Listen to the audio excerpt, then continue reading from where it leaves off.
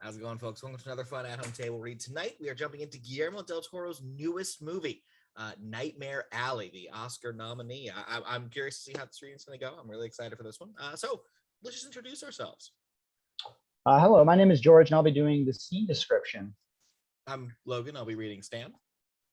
Hello, I'm Mary. I'll be reading Clem and Lilith. Hi, I'm Anne, and I will be Zeena. I'm Jen. I'm going to be Molly.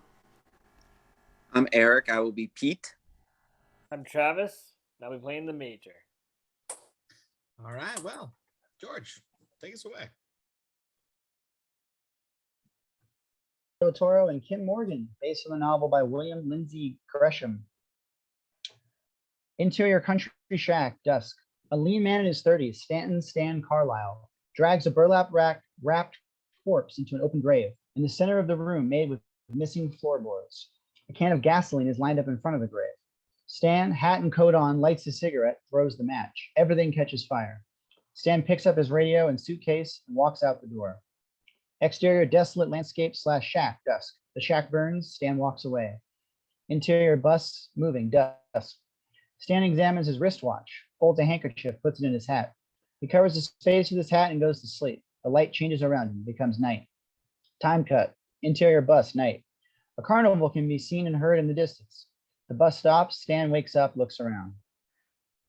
All right, folks, last stop in the line. Grab your belongings and head off the bus. Thank you. Stan picks up his belongings, exits the bus. Exterior bus stop cafe continues. Stan heads towards the cafe. Out of the cafe emerges a diminutive man, the Major, who is carrying a takeout bag. He walks by. The Major looks at Stan. Stan follows him as he enters a dirt road through the woods. Beyond, lights and color, distant Calliope music.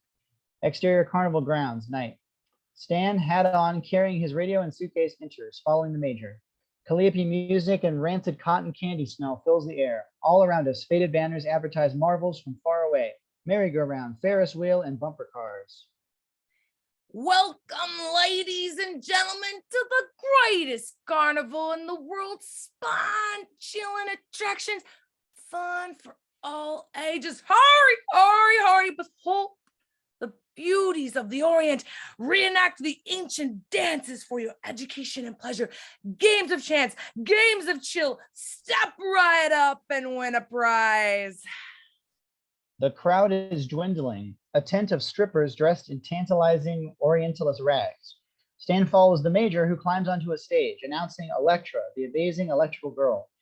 POV Molly, a woman in her mid-20s, and Bruno, an aging strongman, walk off the stage as a group of workmen fold the attraction. Hey, look what I got for you. Chocolate. The Major gives Molly a bar of chocolate. You ready to go? We got the sandwiches. She puts on a raincoat and they all head out. Stan sees the trio disappear behind a tent. One last chance to witness this supreme oddity. I must ask you, however, to remember that this exhibit is being presented solely in the interests of science and education. Where did it come from? Is it a beast or is it a man? Come on and find out. Barker is Clem Hotley, a middle-aged man, once charming, seductive even, now ravaged by the carnival, soiled by it. He smokes and barks to a small crowd, uses his cigarette like a baton. He enters the tent. Stan blends in with the crowd and follows. Interior 10-1 Geek pit continuous, a big tent with a large excavated pit. This creature has been examined by the foremost scientists in both Europe and America and pronounced a man, unequivocally a man. The crowd looks down. A door opens in the side of the pit. A figure moves in the shadows, a dirty human shape with a mop of matted hair. He can go for weeks with neither food nor drink and live entirely on the atmosphere. But you're in luck because tonight we're going to feed him one last time. Peach? Nearby, Louise, Clem's wife, very pregnant, nods to Clem and walks off holding a grimy wicker basket at the end of the stick. He reaches down. He opens a small wooden cage, and from it he draws a half-grown leghorn pullet, complaining. He holds it up so the crowd can see it. there will be a slight additional charge for this attraction, but it's not $1, not 50 cents, but a quarter. 1/4 $1, and you will see the Geek feed suckle on the blood of reptiles and birds like a babe feeding on its mother's milk. Clem releases the chicken. The necks crane down. A grunt of anticipation raises from the cage. Top shot, the circle of the Geek enclosure. The chicken clucks around near the immobile Geek. Nothing occurs. A beat, and then the Geek moves lightning fast towards the chicken and snatches it. The Geek howls and howls in the darkness. The crowd cheers the Geek on. The Geek bites the neck of the bird, an explosion of blood. The crowd reacts to the feeding in the cage.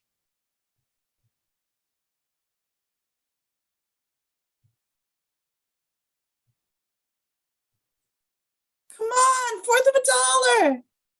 Louise walks around collecting money with the basket. 25 cents. Pay up. Stan ducks away. Clem spots Stan. Stan moves past jars of pickled punks, exits the tent into exterior tent alley continuous. Tent alley, the Carny's inner sanctum. There are boxes, crates, and open portable dressers. The Major and Bruno are sitting at a table smoking stogies. Stan looks around, confused. Hey, Mac, you can't be back here. The Major stands up, walks towards Stan.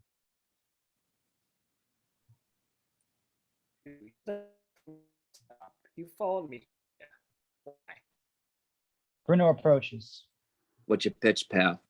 You on the level? You need work? He's just peddling applesauce. Major. Give me a minute. All right, we got a storm coming through. I got a little out fast, and I'm short a few guys. It's hard work. You get $1, you move on. No mooch around. Savvy? Exterior Carnival grounds, night. Now it's raining like hell, a deluge. Stan helps load heavy wooden poles into a truck. A crew led by Bruno dismantles the main tent. All right, friends. On the count of 3. Ready. 1, 2, 3. Let her down. Stan helps. The entire carnival is being taken apart. Exterior empty grounds, payment tent, night. Rain has waned to a drizzle. Trucks are moving. Stan stands at the end of the line and gets paid in by Clem. Stan examines the coins in his hand.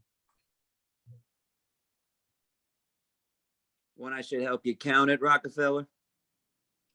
It was $1, minus the till for the Geek show. That's right, I clocked to you, cluck. Stan moves away. Hey, Clem walks towards Stan. I'll give you 5 for the radio. Bruno closes the tally and a tin box with the money. Clem produces a $5 bill from a thick roll of money. Tell you what, we'll join another carnival about 20 miles down the road. I'll give you 5 plus a nice hot meal when we get there. Stan nods. Exterior bungalows and empty lot, night. The trucks arrive at the edge of a small town. Park amidst the small dusty field next to low-rent bungalows. Part of the carnival is already up. Stan climbs out of the truck. Interior refectory tent, night. Under a dingy tarp, Stan takes some cornbread, beans, coffee, and eggs. Rain picks up. A guy, Funhouse Jack, lean, 30s, and tank top and hat, strums the blues on his guitar. Snake Man, a tall, lanky African-American in his early 30s by his side. Bruno and the Major are having breakfast with Molly. Molly stands up, walks out of the tent. She glances at Stan as she passes. Stan looks up and watches her go. A whistle. Many of the Carny folk move away in a hurry. Come on, fellas. I need help. Chop, chop. It's Clem, handing batons and flashlights to workers. Hey, you, radio fly. Come here. Stan goes to Clem. The Geek. You got loose. If you see him, don't take him on your own. Stan is handed a flashlight, a whistle, and a baton. Let's get this fucker. Exterior tent encampment night. Stan, Clem, Bruno, Snake Man, and others move through the tents, flashlights in hand. They use their batons to beat the tarps, their flashlights to illuminate the undercarriages. He's under the truck. Stan and Clem look under the truck. No, keep going. To the funhouse. Stan runs off. Exterior funhouse night. Stan approaches the funhouse. Funhouse Jack runs up. Hey, hurry. I'll let you in. Funhouse Jack climbs up, pushes the pedal, and opens the doors. Interior funhouse continuous. They enter. Funhouse Jack pushes a pedal. The doors close behind them. Rain leaks everywhere, offering little protection against the downpour. They stand in the darkness. Noises. Are you going there? If you see him, push him through. I'll meet you the other side. Funhouse Jack turns on the attraction. All the figures and lights activate. Funhouse Jack leaps to the doors. Stan moves to the whirling barrel, the Hall of Mirrors. A noise. Stan turns around. A giant devil's face opens its jaws wide, revealing an entrance. Stan walks into hell. Spots the Geek crouched in the corner. A thin man, wiry, wild-eyed, chest covered in scars. Hey, pal, everyone's looking for you. I'm not gonna blow the whistle. You didn't do nothing against me. Why don't you just come on out? Come on. I'm not gonna hurt you. I'm not like this. I'm not like this. I'm not like this. I'm not like this. Stan looks at the Geek, his eyes slightly misaligned, and at one corner of his mouth, a glint, a gold tooth. The Geek picks up a rock. I'm not like this. The Geek attacks Stan, bashing his head with the rock, knocking him down.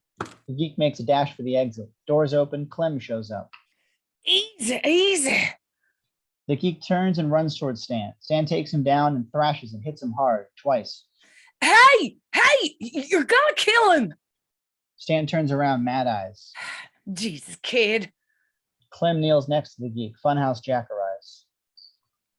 Oh Jesus, is he dead? I don't need to shoot flies in here, Clem. Get him out of here. Interior 10 and 1 night. Stan and Clem drag the Geek into the cage. In the back. In the cage. In the back. He starts coming to. They hurry out as the Geek howls, gnashes his teeth, twists. He charges against the men. Out! Go! Clem closes the barred door just in time. The Geek slams his head against the metal bars, extends his hand, stretching it. Back. Clem hits him with the baton and the Geek falls back. The Geek bleeds profusely and whimpers like a beaten dog. Step right up and behold one of the unexplained mysteries of the universe. Is it man or is it beast?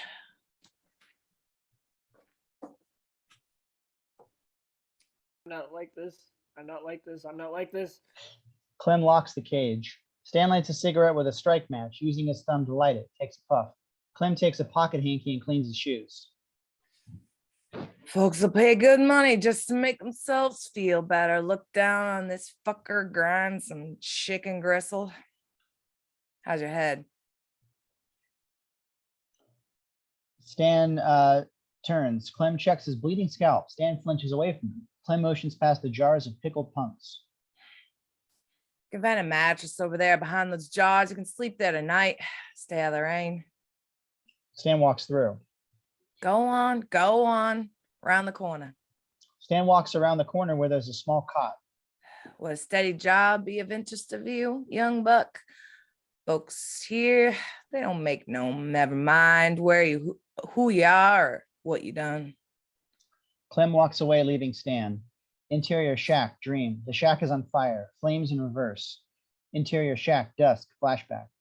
Laid out in bed, an infirm old man, pale and sweaty. Stan sits on the bed next to him. They look at each other. Interior 10 and 1, Geek pit, night, flashback. The Geek clutches the chicken, prepares to bite. Interior 10 and 1, dawn. Stan wakes up agitated. Light of day pours in. He gets up and exits his sleeping area and into the exterior carnival grounds, washing area / refectory, continuous. A thick mist rises from the ground. Stan stands in line to use a grimy barrel of water to bathe. The dog boy washes shirtless. Nearby, Snake Man rehearses with Funhouse Jack playing. Molly sits on the stage watching them. Stan walks over to watch. Hey, look at you go.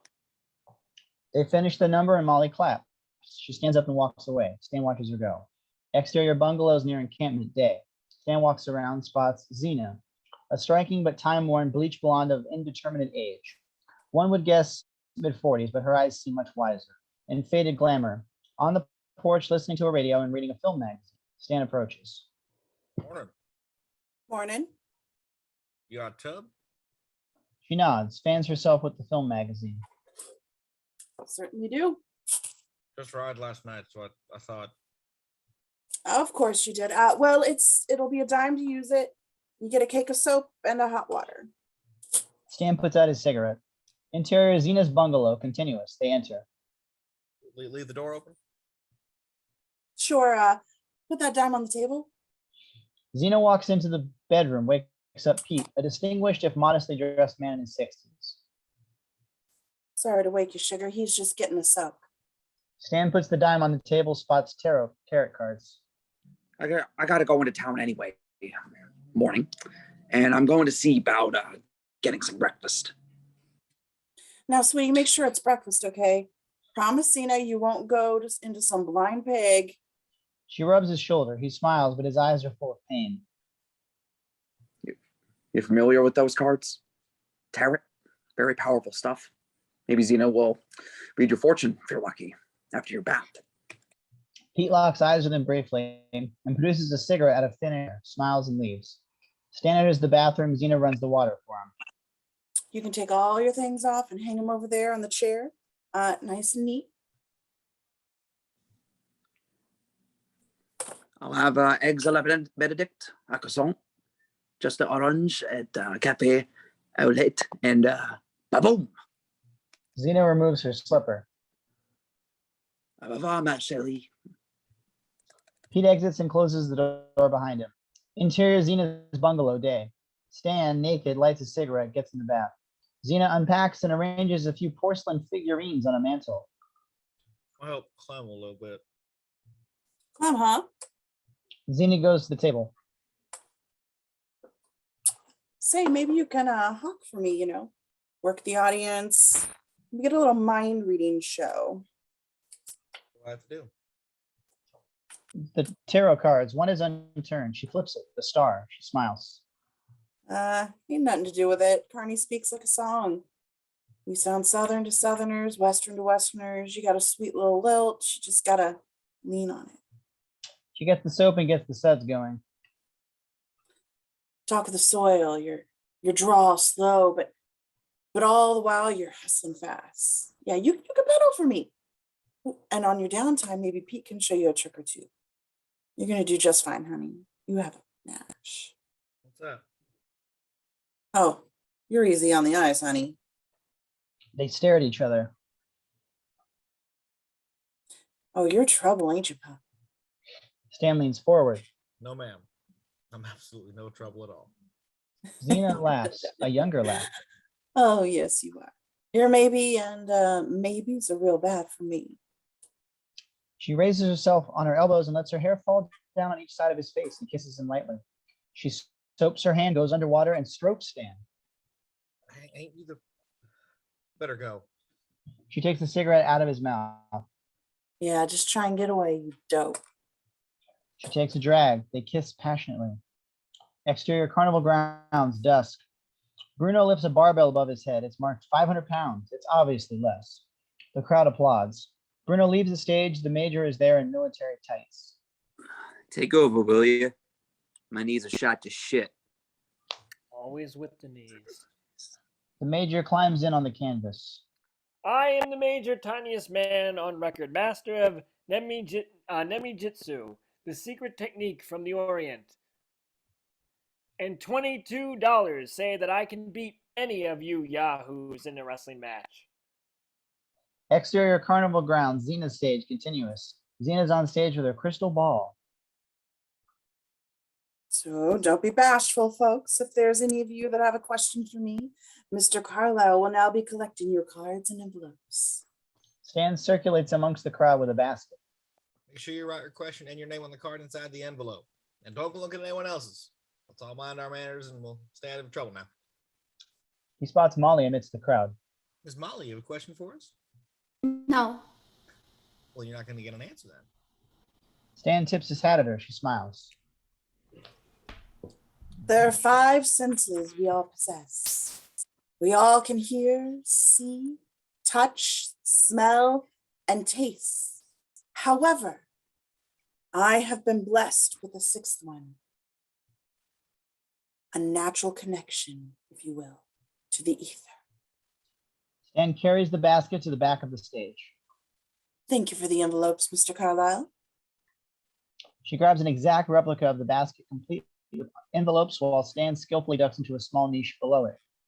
Interior under Zeena's stage, continuous. There is Pete sleeping, George the rabbit nearby. A few empty bottles are scattered around. Zeena's cooking up a good crowd out there, Pete. You sauced? Come on, Pete. Pete, Zeena's on. Stan dumps the envelopes at his feet, gives Pete the small blackboard. Look, I'll read you the first card. She's going to need it soon. Okay. Abigail, write it down. Where's the chalk? Right here, Abigail. Pete starts writing on the blackboard. Exterior Zena's stage, same. Now then, people always ask me if I have spirit aid. Zeena raises a bottle of alcohol. Well, folks, the only spirits I control are the ones in this bottle. Spirits of alcohol. She pours the alcohol into the bowl. Interior under Zena's stage, continuous. Worried about her mother, going to be looking soon. Pete writes on the blackboard, circles the A in Abigail. And every card after that, you understand? I know it. Exterior Zena's stage, continuous. Zeena throws a match and whoosh, the crowd gasps. Stan gets a box full of amulets and pamphlets and hits the crowd. The questions are now in the ether. I've never touched them. I've never read them. I don't need to because I get an impression right away. Zeena strokes her forehead, covering her eyes with her hand, looking down. Interior under Zena's stage, continuous. Pete puts the blackboard on a stand, says Abigail, worried, mother, $. There you go, Zeenie. Looks up. A glass cutout makes it visible from stage. Exterior Zena's stage, continuous. There's a woman worried about her mother. Will mother get better? Stan walks over to Molly. Pete's sauced. Molly moves off. Wait. I'm getting a letter. Yes, it's an A. A pale woman, farmer's wife, Sunday's best, 10 years out of style, takes 2 steps forward and raises her hand. That's me! Abigail, is that your name, dear? She nods. The crowd sucks in its collective breath. Interior under Zena's stage, continuous. I'd say your mother has had a lot of hard work in her life, and she's had a lot of trouble, mostly about money. Am I correct? I know how it is, folks, because I've had my share of troubles, same as all of you. Molly enters. Molly. Molly looks for the letter. Pete, which is the envelope? Is it this one? I can't remember. I'm sorry, Molly. I can't. Now I will attempt to read the next question. Molly signals Zeena, nothing here. Exterior Zena's stage, continuous. Madam Zeena, tell me more, please. You have a couple of brothers or sisters, haven't you? No, I don't, ma'am. Only one sister, and my brother passed away. The crowd chuckles, some heckle. The smile on Zena's face flickers. Stan watches tense. Yes, but I see him. That is what threw me. Your brother, he is right here this very minute. His hand is on your shoulder. Can you feel it? Yes! Yes, I felt something. I felt his hand. Oh, God, Harry. The crowd oohs and ahs. Stan smiles, applause. Umbrella Man rises in the soundtrack. Exterior Zena's bungalow, night. It's raining. Zeena stands talking to the pale woman under umbrellas. I'm sorry, I can't. Zeena hands something to her. The pale woman walks away and Zeena goes inside. Interior Zena's bungalow, continuous. The song emanates from a radio. Pete pets George on his lap. Stan counts the money collected that day and tallies it up. Zeena walks back in, shuffles the tarot cards. You okay? Yeah, the poor one. She wanted to know more. Of course she did. What'd you tell her? The truth, that we missed a cue and that I had to use a trick to ease the crowd. That was just a trick. It hurt. Well, it's good. It's good that you did that. Yeah, well, I gave her an amulet. I'm sorry I missed the cue. I don't know why you didn't just keep it going for her. Never do a spook show. No good comes out of a spook show. Is it so bad to give her hope? Ain't hope if it's a lie, Stan. All right. What are those cards then? The tarot? No, honey, it's not the same thing. I even run them over for myself. And Pete's. You always get some kind of answer. Zeena and Pete exchange a long, loving, painful look. Pete takes her hand. I bought those for you in Paris. We stayed at the Ritz. Zeena scratches his back. Held over 4 weeks. My petites away. I wrote most of the word system on that tour. That's where we perfected the act. Didn't we, George? Can you still do it?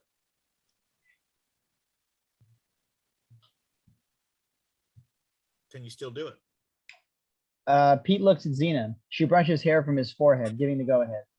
Pete turns around in his swivel chair, covers his eyes. His movements become stylized, elegant, as if in a stage under spotlight. All right, Stan. Give Zeena an article. Any article. Stan chooses his watch.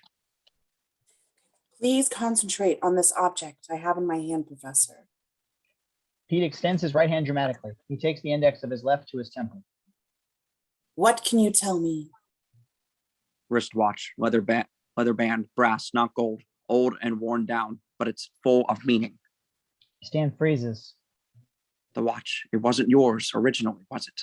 You took it or stole it, didn't you? I see an older man. The boy hates him. The boy would love to be loved, but he hates that man. Death and the wish of death. He turns. Stan's eyes are fixated on Pete. He loved that watch. It was his pride. My father. Pete laughs and snaps his fingers. Was it now? Well, my boy, that's it. Pete pulls out a small black notebook from his pocket, tosses it at Stan. In it are words, numbers, and a fold-out diagram. Zeena hands Stan his watch. It's all there. Each word has a number, and that number takes you to a different word. Ba-bum. Zeena feeds them to me. Please concentrate on the object I have in my hand, Professor. Please, and object. Object. 21 emphasis on concentrate means it's old, worn down, cheap. Ba-boom.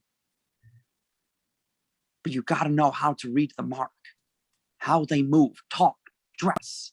People are desperate to tell you who they are, desperate to be seen. Ain't that the truth? Yeah, but how do you know you got him hooked? You pause.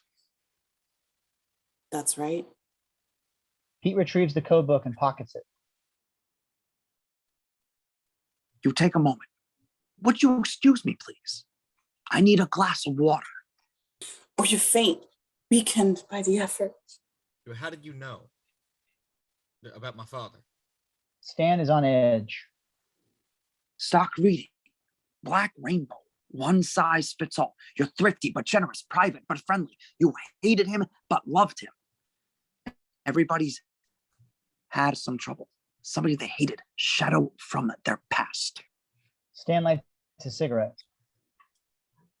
Usually for a boy, it's the old man. If the mark is older, then you say you had some present loss.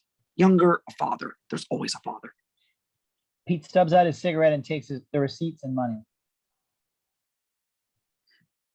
Well, I'll take this to Clem. We had a good day today. A great day. He opens the door, bows, and exits. My sweet Pete. Breaks my heart. Exterior 10-1 night. Rain has stopped. Pete talks to Clem.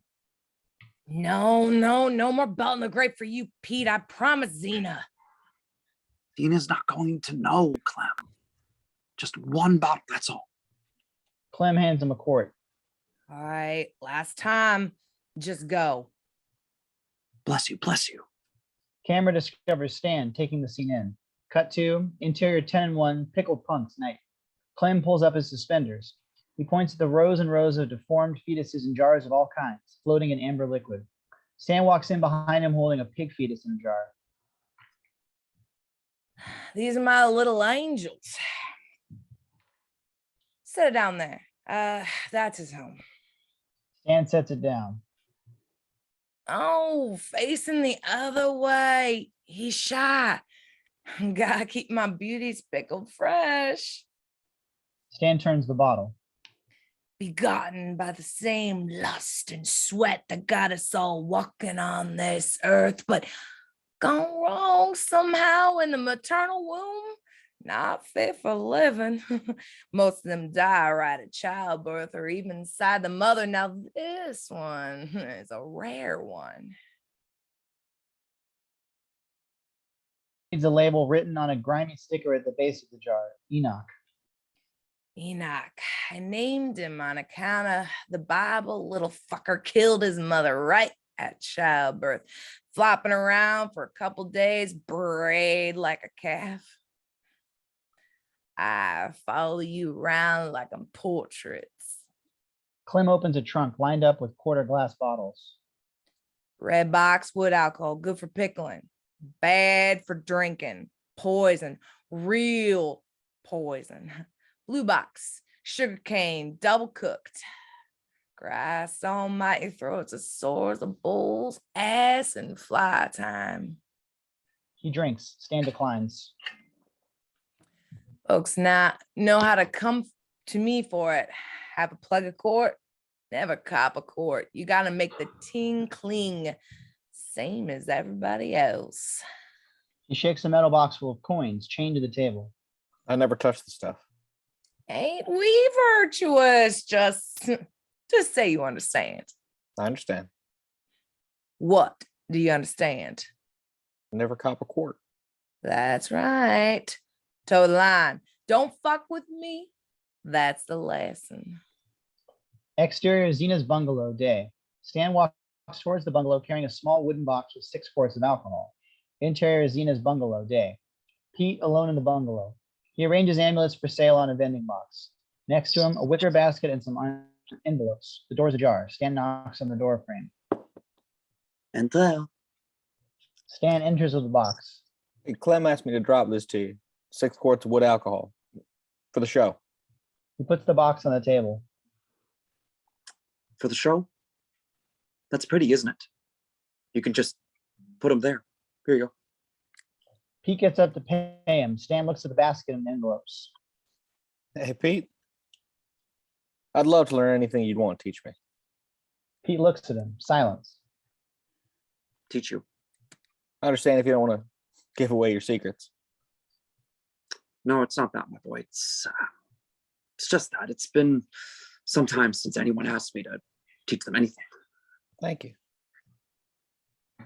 You know where to find me. Yes, I do. Have a good day. He smiles. Stan smiles and walks out. Exterior Zena's bungalow continues. Stan exits the bungalow, lights a cigarette. Exterior Carnival grounds, day.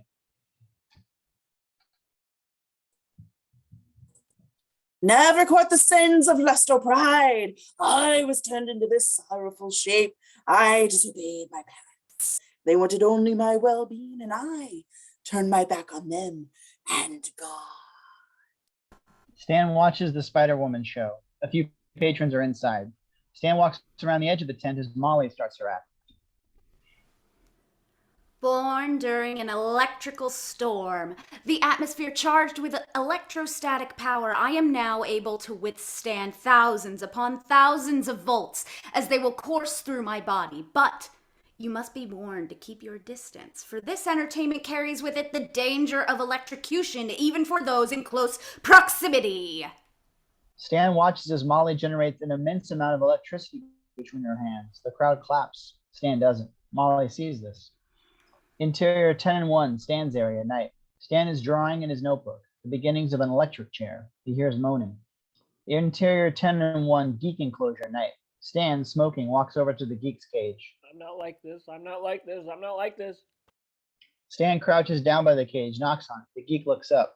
Stan offers the Geek his cigarette. The Geek comes over to him, takes the cigarette, smokes. Exterior Molly's caravan, day. Molly, robe and performance outfit, sits outside her caravan reading a book. Stan runs up. He has a striped jacket and boater's hat. Hey, Molly, I want to show you something. You got a second? You got a couple minutes before Zeena starts? Mm-hmm. So I saw your show, and I think it's real good, but I got an idea for your act. In your show, you tell them a little story, and what if you showed them something? Here, what do you think of that? Stan shows her his drawings, an elaborate rendition of Molly's stage, but now with an electric chair. An electric chair. And it puts you in it. Manacles in, the audience is going, what's going on here? He shows her a sketch of the Major with a hood. And all of a sudden, little guy comes shuffling in with an executioner's hood. He pulls the lever, and they get real scared, thinking they're never going to see you die. And then, boom, Snaps his fingers. you got them. They're back on their heels. What do you say? You want to execute me? Just for a second. Then you come back to life. Molly finds a sketch of herself. You drew me? He smiles, charming. Yeah, I draw what's on my mind. Molly thinks. You can make a living of this.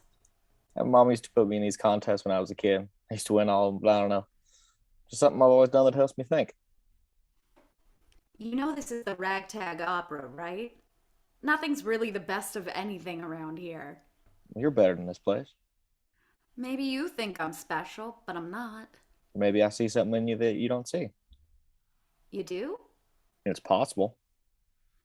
Maybe all this is good enough for me. I don't believe you.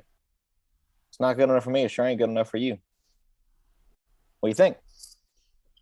Stan gestures look to his good. outfit. Ooh, sorry, you look good. Think about it. He leaves. Molly smiles. Exterior carnival grounds, day. Stan leads Molly up onto her stage, covering her eyes. Okay, you got steps. Ready? Voila. Stan takes his hand away from her eyes, motions towards the electric chair that's installed on her stage. Molly gasps.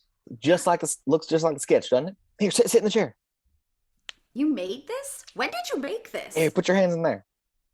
Molly places her arms down on the arms of the chair. The manacles snap closed. See that, Major? That's drama. The Major is there with his death hood next to the lever. Stan walks over and bends down to show how to pull it. And then your job over here is to pull this lever. Don't bend down to talk to me. I'm not bending. I'm trying to show you to pull this lever back. The Major pulls the lever back with one hand. Stan comes over and grabs the lever with two hands. No, you got to do it with some force and some drama. Put your back into it, two hands, you know. You got it. The Major grabs it with two hands, acts like it's a struggle to pull it back. Stan gets into it. Okay, the electricity's flying. Everyone's horrified. Is she going to live? Is she going to die? It's going back and forth. And you'll have to save the day, and you push it forward with two hands. The Major pushes the lever forwards. And that's it. Manacle come off. Smoke's coming out.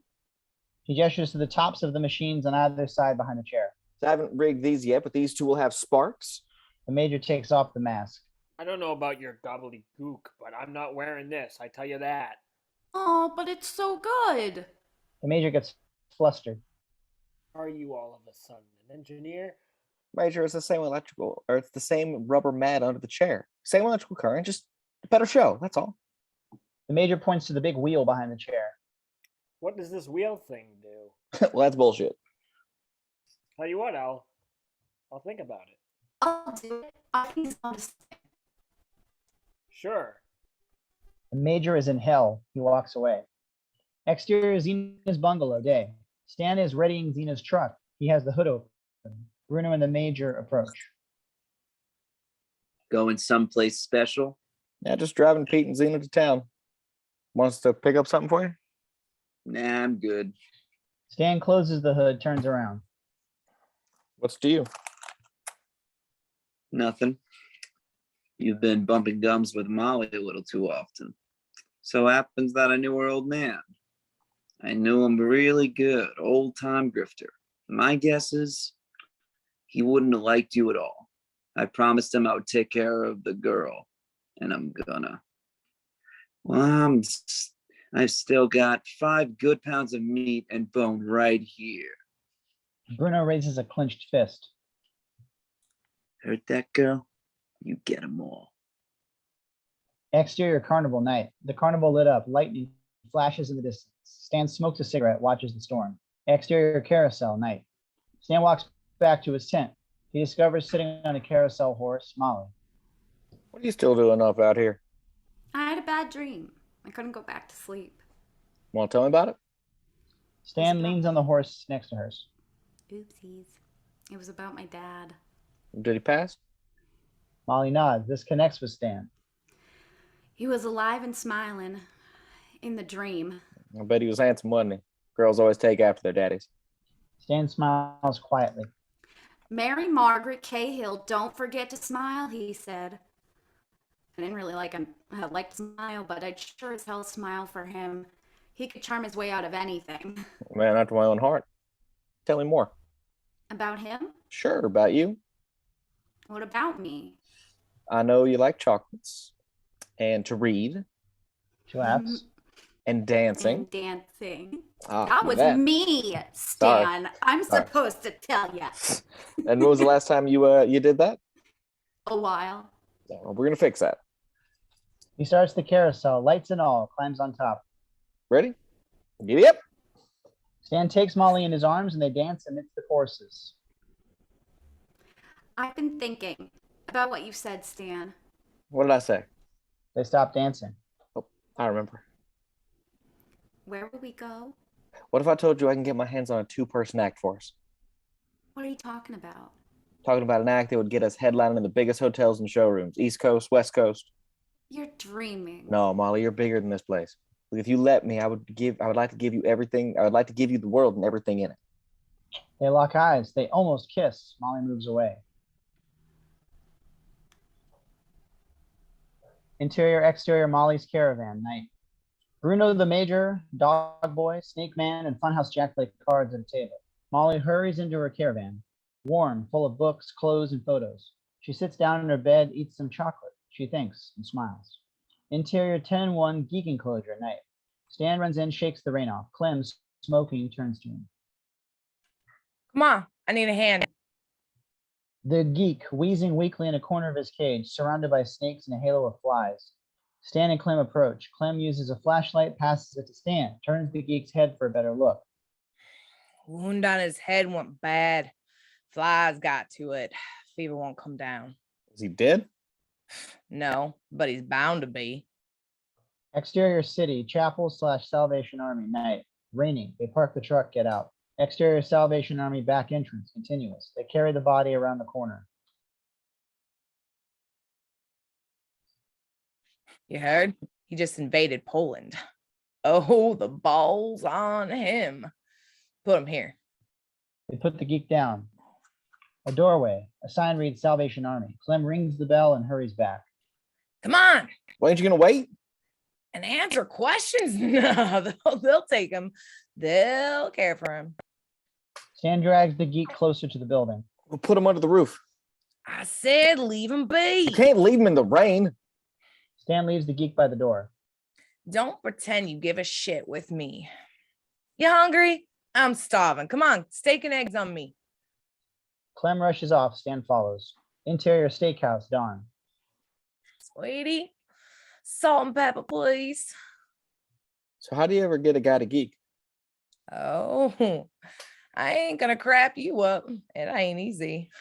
I gotta pick up a broken drunk, a real alky, and 2 bottles a day, fool, see? Pick him up where? Nightmare alleys, train tracks, flop houses, you name it.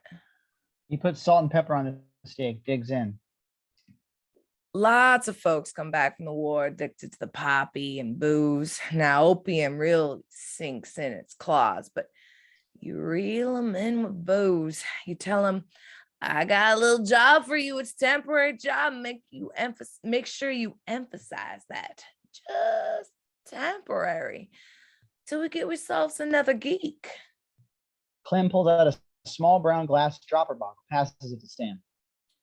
You spike it with this opium tincture, 1 drop per bottle. That's all. But now this is what he thinks is heaven. Then you say to him this, you say to him, well, I gotta get me a real Geek. He says, ain't I doing okay? So you say, like crap, you're doing okay. You can't draw a real crowd faking a Geek. You're through. Then you walk off. That night, you drag out the lecture and lay it on thick. All the while you're talking, he's thinking about sobering up and getting the crawling shakes and screams and tears. Give him time to think that over. While you're talking, then throw in the chicken. He'll Geek. Jesus. Poor soul. Exterior Zeena stage, night. Pete practices hand gestures. Stan watches as he tidies the stage. Like this. Index and middle finger half bent, parallel to your thumb, as if you're going to pluck something out of the air. Left hand on temple, that means you're asking for color, texture, specifics. Pete turns to Stan. And that's it. You got quite a gift. I don't know how you do it, Pete. Keep all that in your head at the same time entertaining all these folks. Pete offers Stan a cigarette. Stan takes one and lights both of theirs. If you're good at reading people, it's mostly because you learned as a child trying to stay one up ahead of whatever tormented you. Now, if they really did a number on you, then that cracks a hollow, and there'll never be enough. There's no filling that in. A moment of silence. The breeze through the tents makes them billow. The screams of the geek are heard in the distance. Clem's breaking down the new geek, holding out on him. Poor bastard's got to be half out of his mind by now. Interior under Zeena's stage, night. I think George and I will sleep below tonight. Stan puts George's cage down on the floor, opens it. Pete climbs down and collapses on his sofa. George moves around. Stan, my boy, would you be so kind as to procure me a quart of sugarcane? Pete, just close your eyes and go to bed. I need an incentive, son. I'll see what I can do. Attaboy. Interior 10-1 geek enclosure at night. Clem is listening to the radio. Amapola. Stan moves in the dark, tentative. He goes by the pickled punk, stops to look at Enoch. Walks through to the geek enclosure. The hapless creature shakes the bars. Stan looks at him, the frail, thin man. Stan keeps going, sees Clem through the curtains, dancing for Louise as she laughs. Stan turns to the trunks, opens the chest, and grabs a bottle, puts the money in. Exterior Zeena's stage, night. Stan enters through the trapdoor and interior under Zeena's stage, continuous. Stan approaches Pete, who is now asleep, puts the bottle down next to him. On a crate, Pete's book. Stan looks inside. Pete, angry, grabs Stan's hand. What are you doing?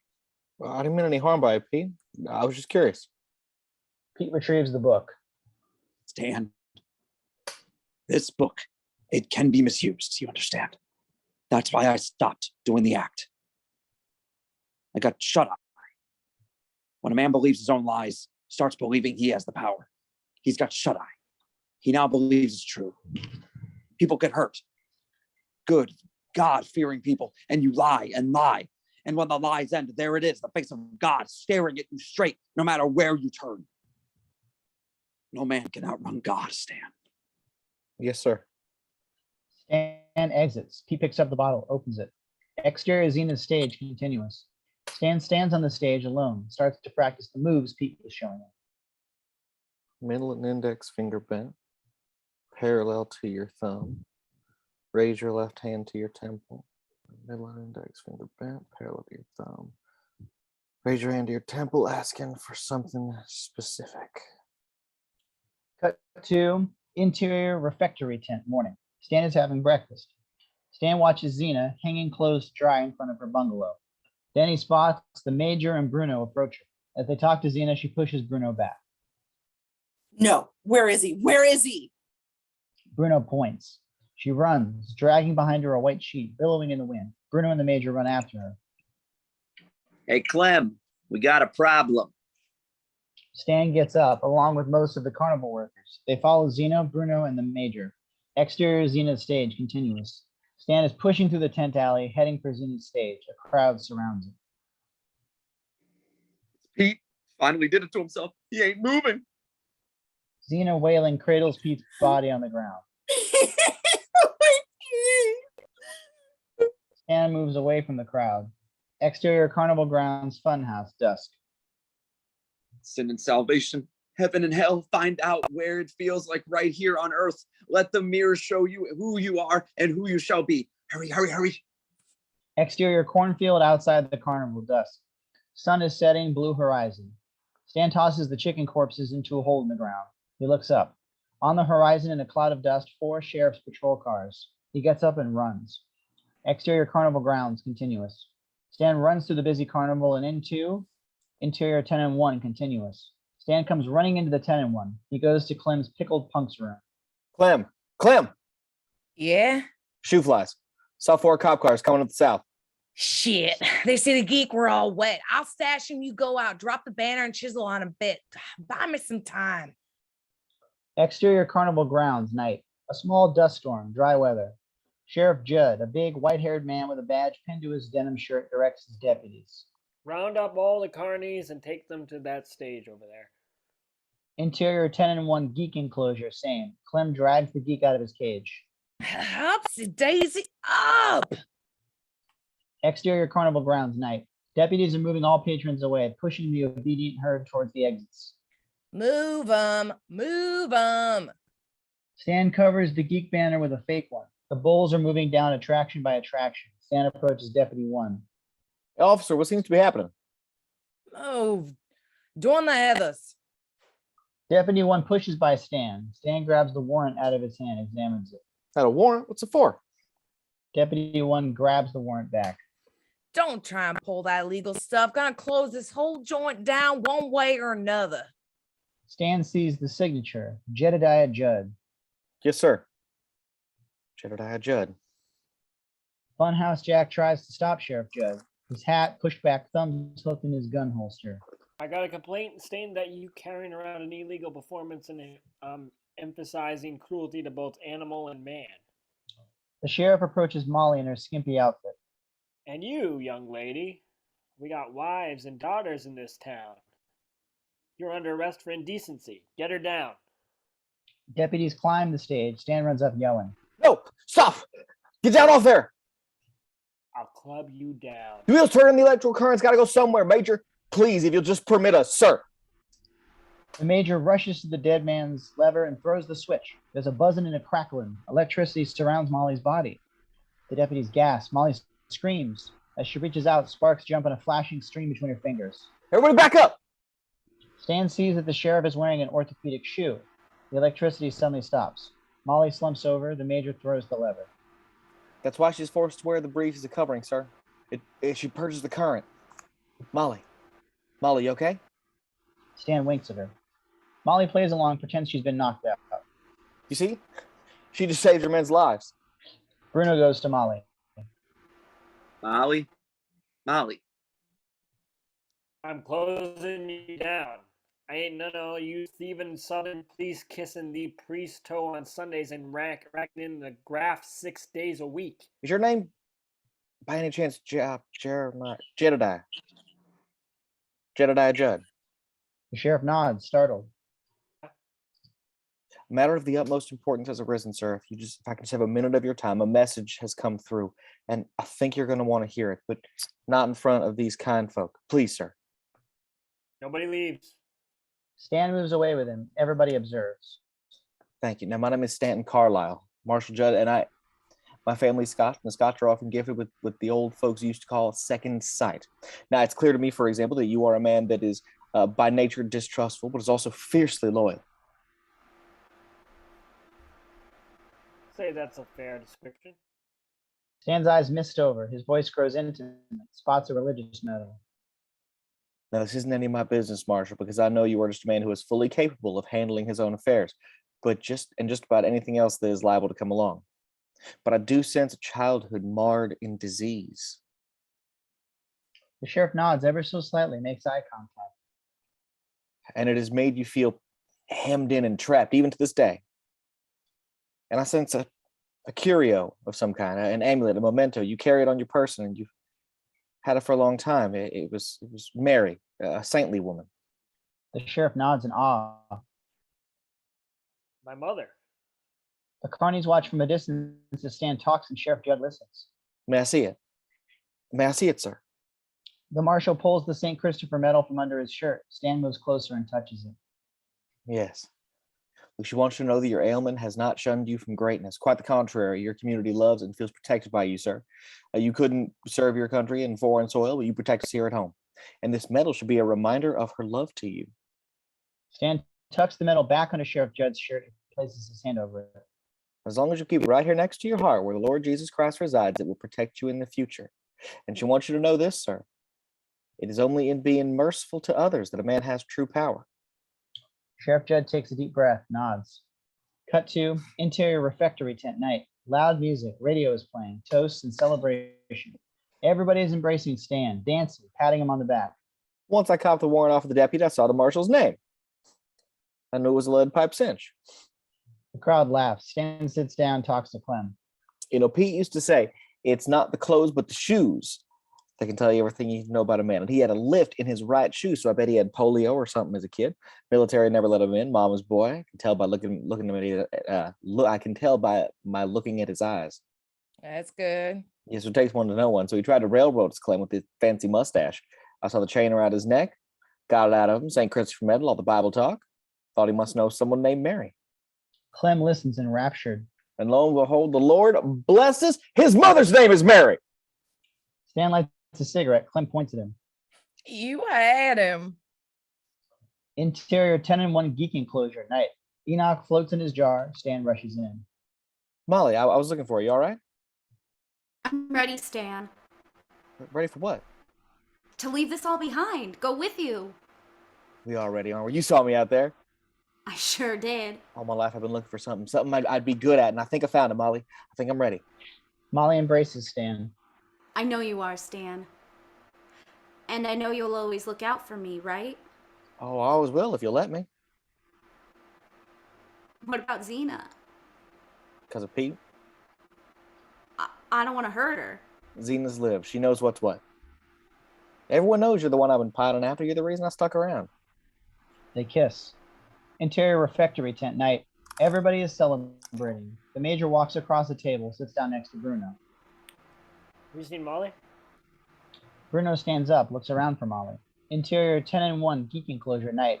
Stan and Molly are kissing against the shelf.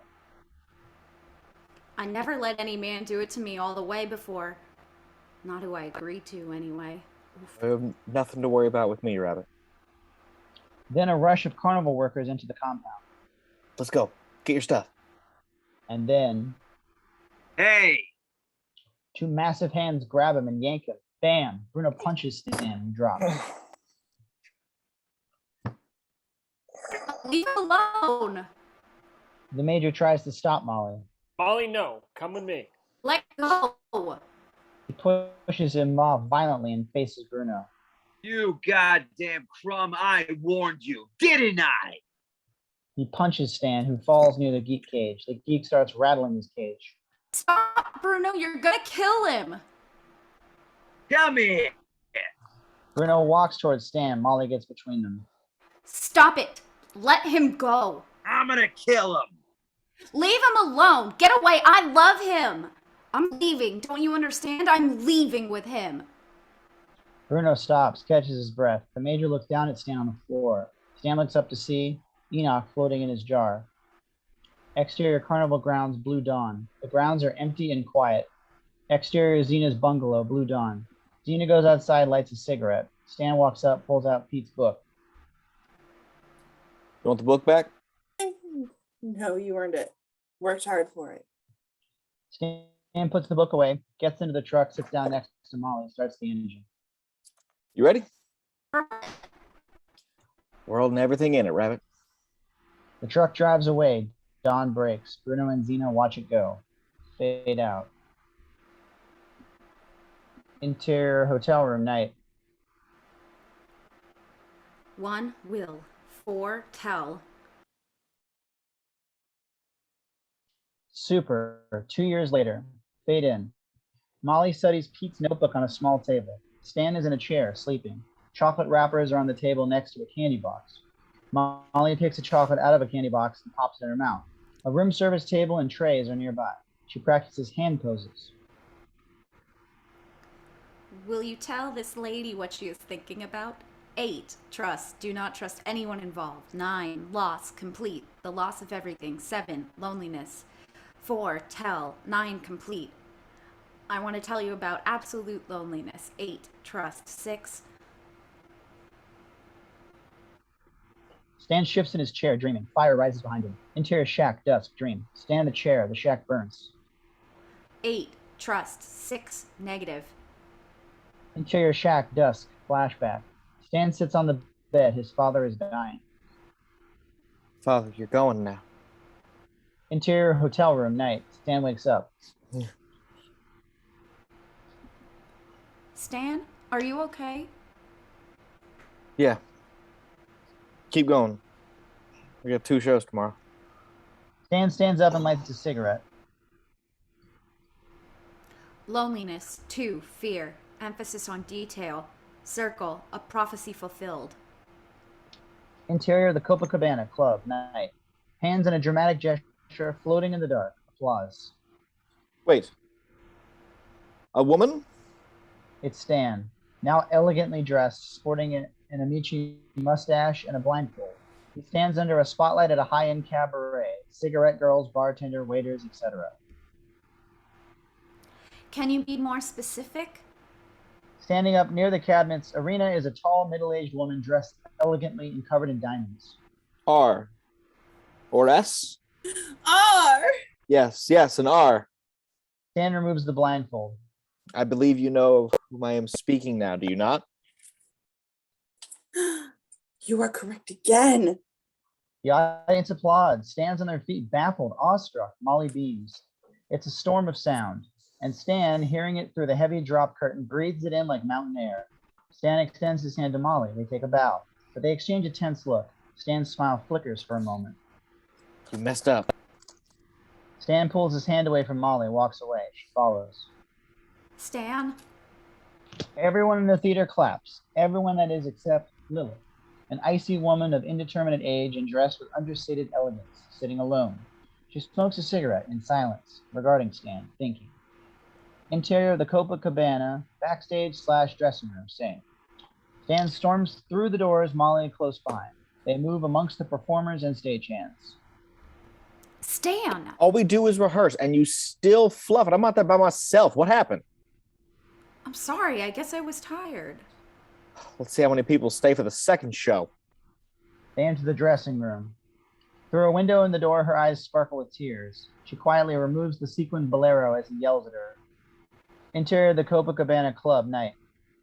Is it a pocket watch? Gold? Concentrate. Do any other details come to you? There's an inscription. Letters, am I correct? The owner of the lighter, Judge Kimball, older gentleman, distinguished, smiles. He is sharing a table with Lilith. You are. Applause.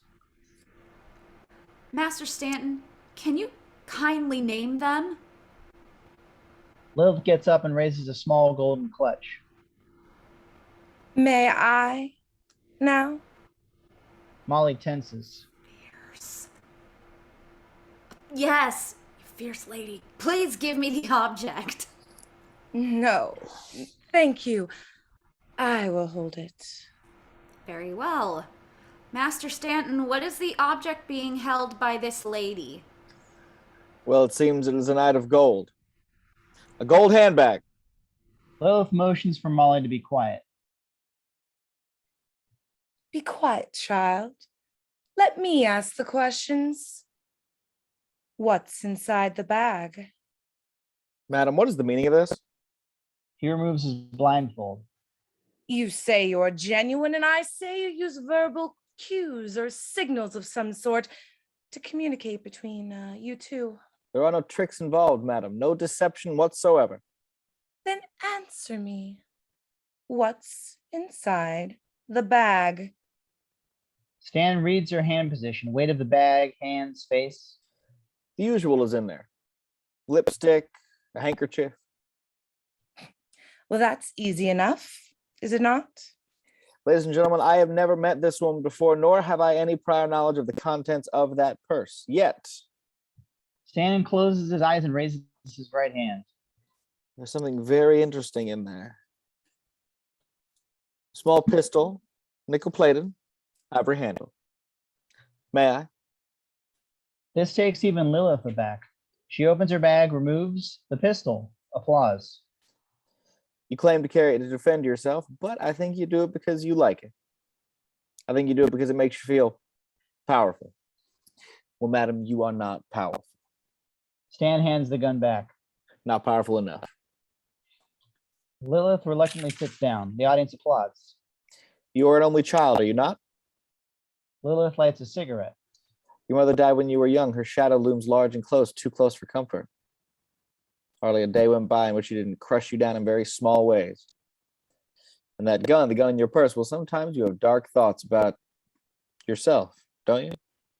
Lilith is stunned, her lower lip trembling. Well, don't you? Stan turns to Kimball. Are your initials C and K? Kimball nods. Are you suffering a loss, a dear one, not long ago? Oh, God. Julian. He's right beside you. His hand is resting gently on your shoulder. Can you feel it? Judge Kimball is deeply moved. He nods. The crowd gasps. He wants you to know how proud he is of you. How he... And feigns a near collapse. The crowd gasps. He feigns weakness. Molly assists him. The applause erupts. They raise their hands. Interior of the Copacabana backstage night. Stan enters his suite, charged but quiet. As always, he lights a cigarette. What was that about? I do not know. That was really something else. See how that woman came after me? I saw the way you went after her and then that man. What are you talking about? You were behind the 8 and that got us out. Why'd you keep on her then? I had to. The crowd would have turned on us. Once she came after me, I had to take her down. Why are you so concerned? I gave you the initials on that watch and you turned that into a goddamn spook show. Molly, did you see the same show I did? The crowd was on its feet. When was the last time that happened? We gave him mentalism and they treated it like a dog walking on its hind legs, but that was different. We should beat that into the show. That woman, she was at the same table as that poor old man, and I've seen her here before. When? A knock on the door.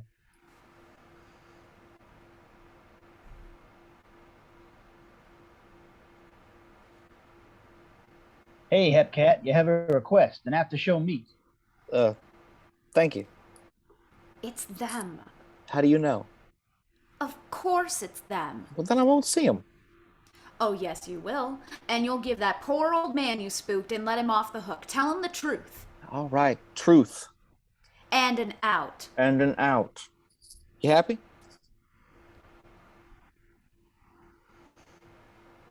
It was a good show.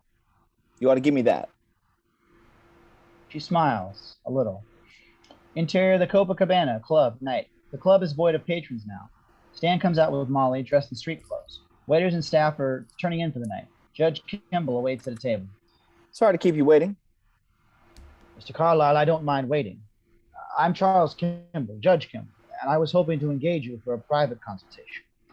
May I, Charles? Stan spots Lilith nearby, smoking at the empty bar. They sit down. Charles, what you experienced tonight. I will double your nightly rate. Well, that's not the point. The thing is... He gestures towards Lilith. Is she with you? Charles wanted my opinion before engaging you. We don't do private consultations. Molly, please. I think Mr. Carlyle wants an apology. Why would I want that? You provided us with quite a show here tonight, so thank you. Stan turns to Judge Kimball. Lilith watches. You seek solace. Yes. I believe I can provide that for you. Stan? I'll do it. Just this once. Thank you, Mr. Carlyle. Thank you. He pulls out a pen, looks for a paper to write on. Lilith places one of her cards on the table as if placing a bet. Here, Charles. Have one of mine. This is my home. 4:30 p.m. Wednesday. Kimball and Lilith depart. Thank you, Mr. Carlyle. Miss. Stan reads the card. Dr. Lilith Ritter, consulting psychologist. Doctor. How about that? Molly looks at Stan. Interior hotel lobby, night. Molly puts $1 on the counter. Evening, Joseph. Can I have some change, please? Joseph? Yes. Ah, thank you. Molly picks up the change and heads for the phone.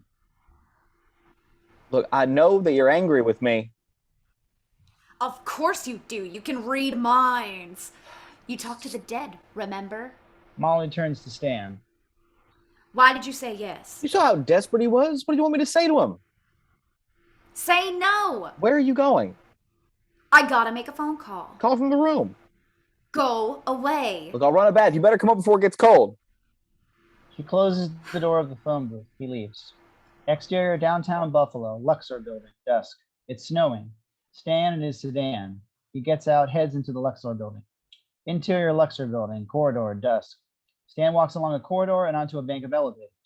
In the back of the building, guards and employees listen to the radio speech of FDR. Interior Luxor building, elevator, desk. Stan pulls out Lilith's card. I was thinking you and I can make a dent in this town. You and I can make a pretty big dent in this town. I was thinking you and I can make a pretty big dent in this town. Interior Luxor building, office corridor, desk. Stan walks a hallway of luxurious offices.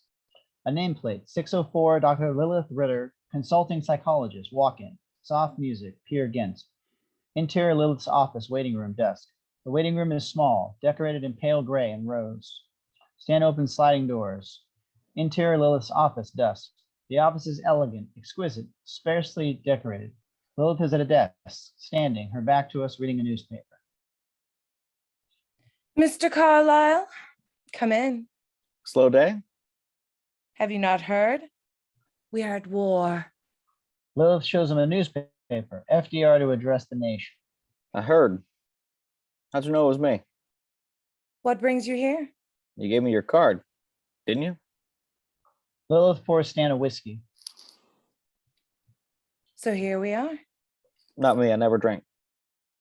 Lilith gently deposits the served glass on her desk. Stan looks around, sees small microphones attached into the desk.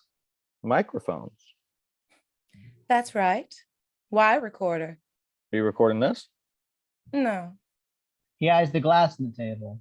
Lilith pulls out a key, opens a wooden panel on the wall, revealing a recorder and rows of recorded sessions. My office wired to record all analysis sessions. Stan admires the equipment. See, you got a smooth line, but you run a racket. Same as me. Is that what this is? She removes the key. How did you know I had a pistol? I can read a mark quick, find out what they want. And am I a mark? Am I? What do I want? We found out. Same as everyone else. Is that it? Think out things most people want and hit them right where they live. Health, wealth, love. Find out what they're afraid of and sell it back to them. As long as you don't oversell it. Stan thinks, and then? You want to know how I knew about the gun? I removed the blindfold, both for dramatic effect and to get a rise out of the audience, but also to see the way you held your clutch.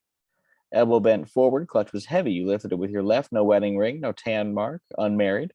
So, you'd like to go out at night. You were at the Copa, so you have the bees. Not sure you go to lower, but I'm sure you go to lower places too, don't you? If I want mud on my skirt, I can find it. But you live alone, no man in the house, got to have a gun at home. You assume yourself to be a lady, so not a big pipe portable, a small 22, 25, 4-6 shot, maybe. And since you like pretty things, nickel-plated ivory handle. But you talked about my mother. Why? Dames like you always have mommy issues. Daddy issues, too. I see. An Electra complex, is it? I wouldn't know about that. But you're not as hard to read as you think, lady. If I'm so easy to read, why come to see me then? She heads for the fireplace. That judge, it's a pretty big deal in this town, isn't he? Judge Kimball? Doesn't get much bigger. Is he a patient?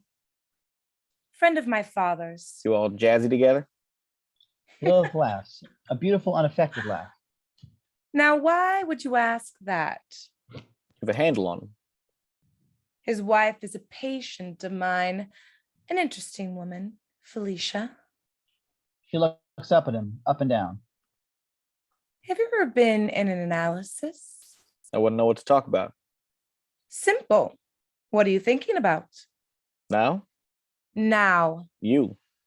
Me? What about me? Wishing you'd come a little closer so I could get a better look at you.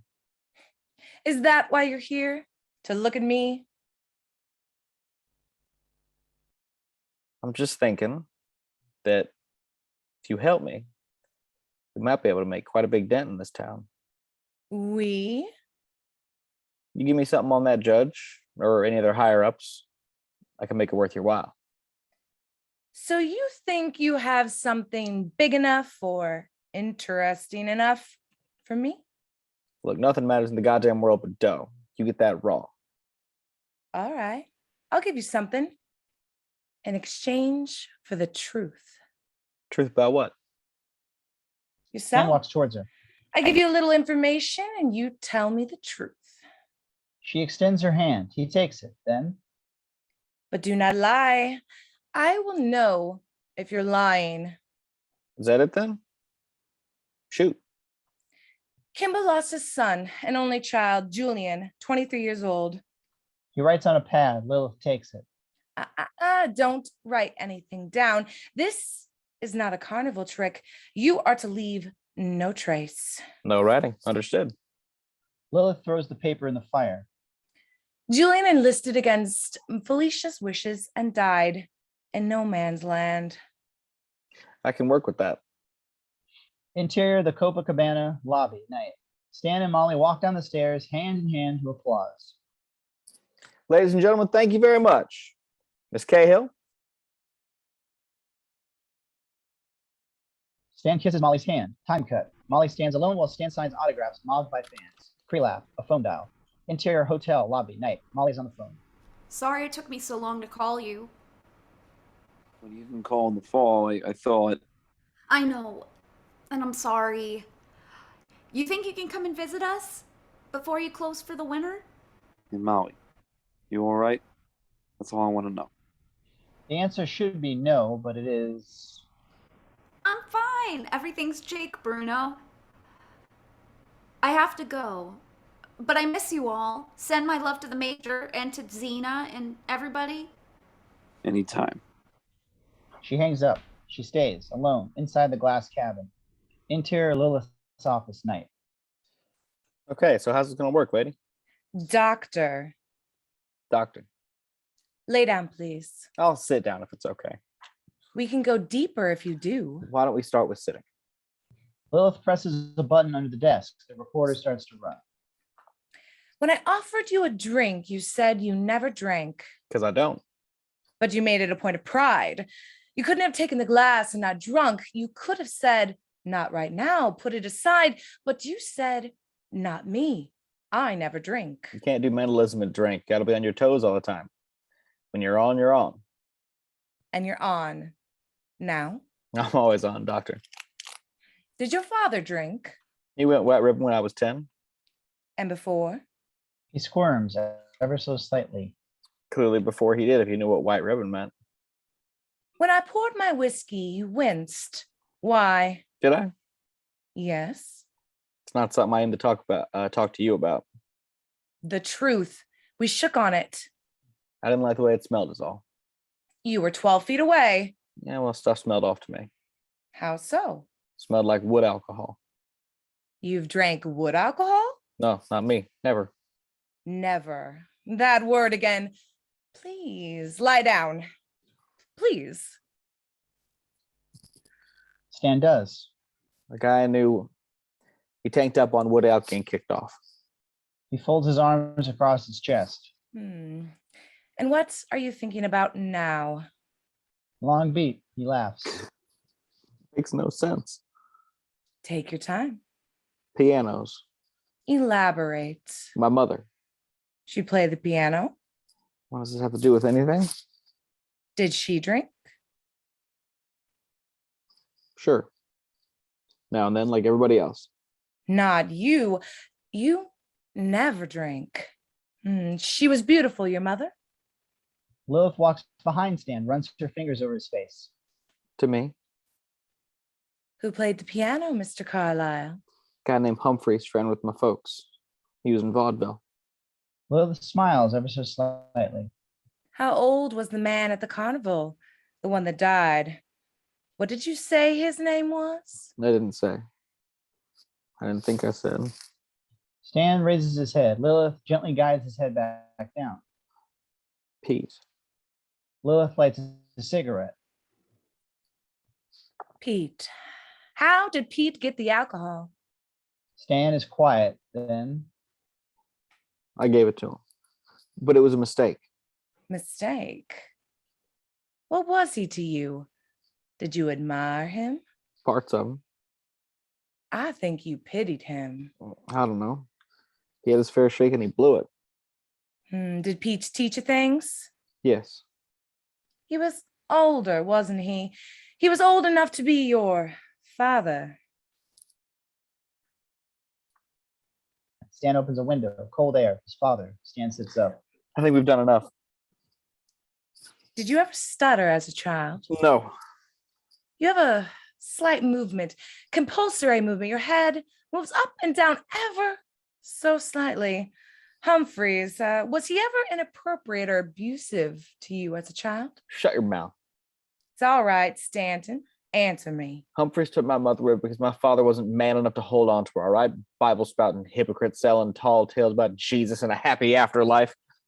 And what do you sell? I'm a hustler, and I know that, and I'm on the make, and I know it. Get it? He leaps out of the chair. I'm nothing like my old man, and I never will be. Stan walks to the doors. Never.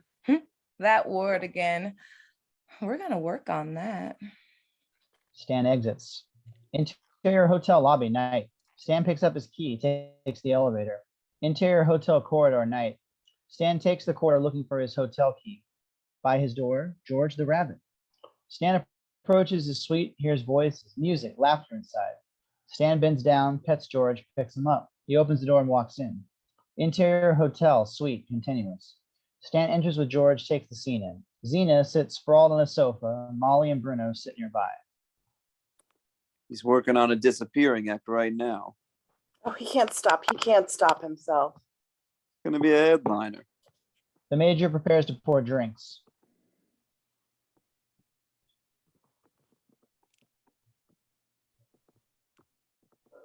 Something for the road. They spot Stan and stop talking. Molly rushes up to Stan, gives him a kiss. I invited them. Are you mad? Why would I be? Hello, Stan. We're on our way to Gip Town. Thought we'd visit a while like old pals. Stan puts George down. Zeena bends down to pet the rabbit. Oh, George. You guys need something to eat? Just drinks. Should we order some food? Sure. Molly moves off. So how long you staying? How long? Stan smiles. Everyone relaxes. Time cut. 2 room service carts brought by 2 waiters. A feast. Holding Molly's hand, the major steps onto the coffee table. Okay. You ready? Molly dances with the major to All of Me as the others watch. Zeena laughs as she shuffles tarot cards. That's right. There you go. Zeena whispers to Stan and they share a laugh. Bruno smiles, watching them dance. Stan observing, alone, apart. You are doing well. It's the same grift, just different threads. Major dips Molly. And Stan watches them dance. Don't do the spook show. Stan turns to look at her. Don't do the spook show. Is that what she called you? What? Oh, she didn't tell me. No, it's all in the cards. Save it for the chump, Zeena. The major and Molly flop down onto the sofa, laughing. Zeena shuffles the cards, puts them down on the table. Fine, you do it. She pushes the pack. 3-card question will take 2 seconds. I'll oblige. Bemused, Stan takes 3 cards from the top, quick. Stan turns the first one, the tower. Downfall. Impending danger. Molly watches from the couch. Stan turns another one, the lovers. An urgent choice. Now, Stan, this is the last card. A good decree. I'm sorry, a decree. You turn it, you're going to find out what's coming to you. Stan stares at her briefly, and then he turns it, the hanged man, upside down. Zeena recoils ever so slightly. Hanged man. It's upside down, but you can still choose. Stan falters for the briefest moment, and then... There are no bad cards, Zeena, remember? You said so, just depends on what you do with it. Look. Stan takes the card and turns it around, pushes it back. I fixed it. Zeena looks doubtful. I fixed it. Interior of the Kimball's house, green tea room day. Keep that image in your mind. Okay. He loved you so very, very much. I can sense that so clearly, even though you didn't always see eye to eye from time to time. No, that's true. We did not. Mrs. Kimball's eyes are tear-stained. In her hand, a photo of her son. May I touch the photograph? Is that okay? Give me a deeper line to him. Yes. Stan takes the photo from her, closes her eyes. He died suddenly, but he wants you to know that he felt no pain. He lets that sink in. But he wants you to know that it hurts him so very much to know that you miss him, because He says you should know with absolute certainty that you will all be together soon in time. Is he here? Can I speak to him? Stan puts her hand on his chest over the photo. Speak to him. When you went, you took all the life with you. Your father made you enlist, not me, but I'm the only one left with nothing. Mrs. Kimball starts sobbing uncontrollably. Interior Lilith's office day. The intercom buzzes.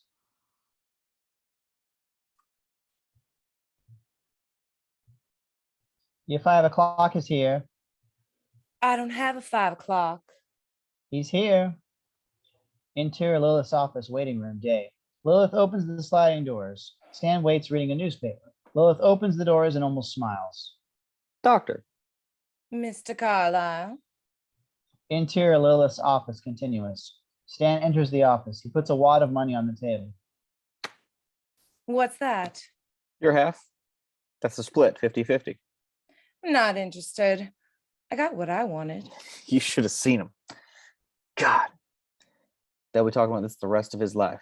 And I think about it every time they'll tell it. It'll get bigger and better and better and bigger. He raises a glass. A toast to your success? He wants me to see a friend of his. And who would that be? I wouldn't say, but I'm considering it. Tell you what, you have a safe? I do. Keep the money for me. I don't want Molly to know about it anyway. Keep it for a few days. You change your mind, we split it then. You don't, I take it back. Lilith stands up. They lock eyes. You barely know me. I know you well. I know you're no good, and I know that because neither am I. Is that so? Yeah. They move closer. Interior the Copacabana dressing room day. Stan, jacketless and tux, rehearsing. You're asking for the shape. 2 fingers. Color? Stan embraces her from behind, kisses her shoulder quietly. That's good. Am I too hard on us? No, you're right about it. A phone rings. You need a break. Whatever you want to do, we'll do. Can we go dancing? Absolutely.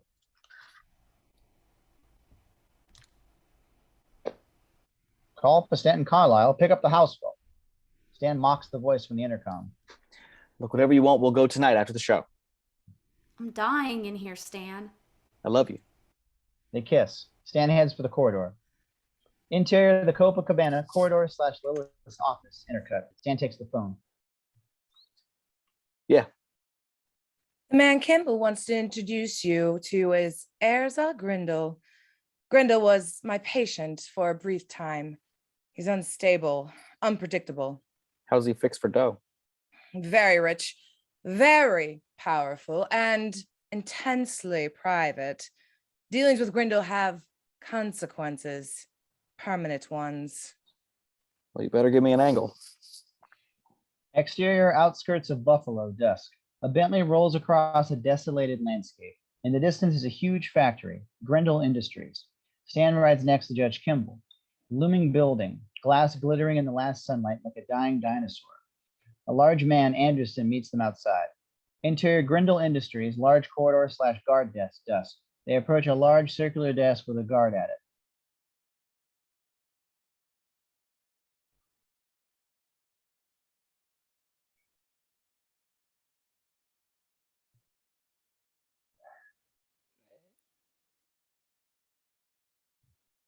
Coat, hat, and gloves on the counter. Empty your pockets. No pencils, no pens, no keys, no cigarettes or lighter. Stan places the items on the counter as 2 more uniformed guards join them. Hands up. He frisks Stan. Stan hates the touch, bristles. Turn around. Stan does. I need your watch and your ring. Manners, friend. What was that? You should say please. Please. Interior Ezra Grindle's office, antechamber night. A large windowed office. Nothing but a single chair, and sitting in it, a lean, steely man in his 60s. He is impeccably suited, English style. This is Ezra Grindle. Stan and Anderson enter with the armed guards and Kimball. Anderson closes the door.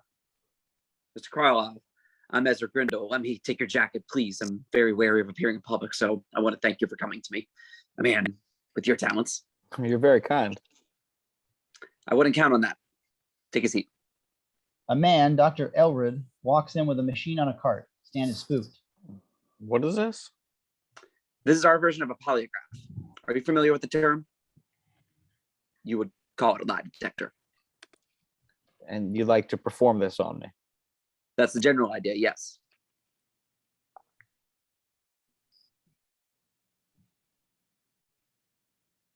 Will measure your blood pressure, pulse, respiration, involuntary muscle contractions.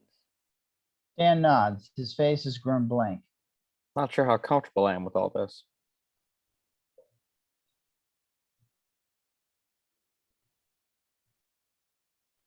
I'm a doctor.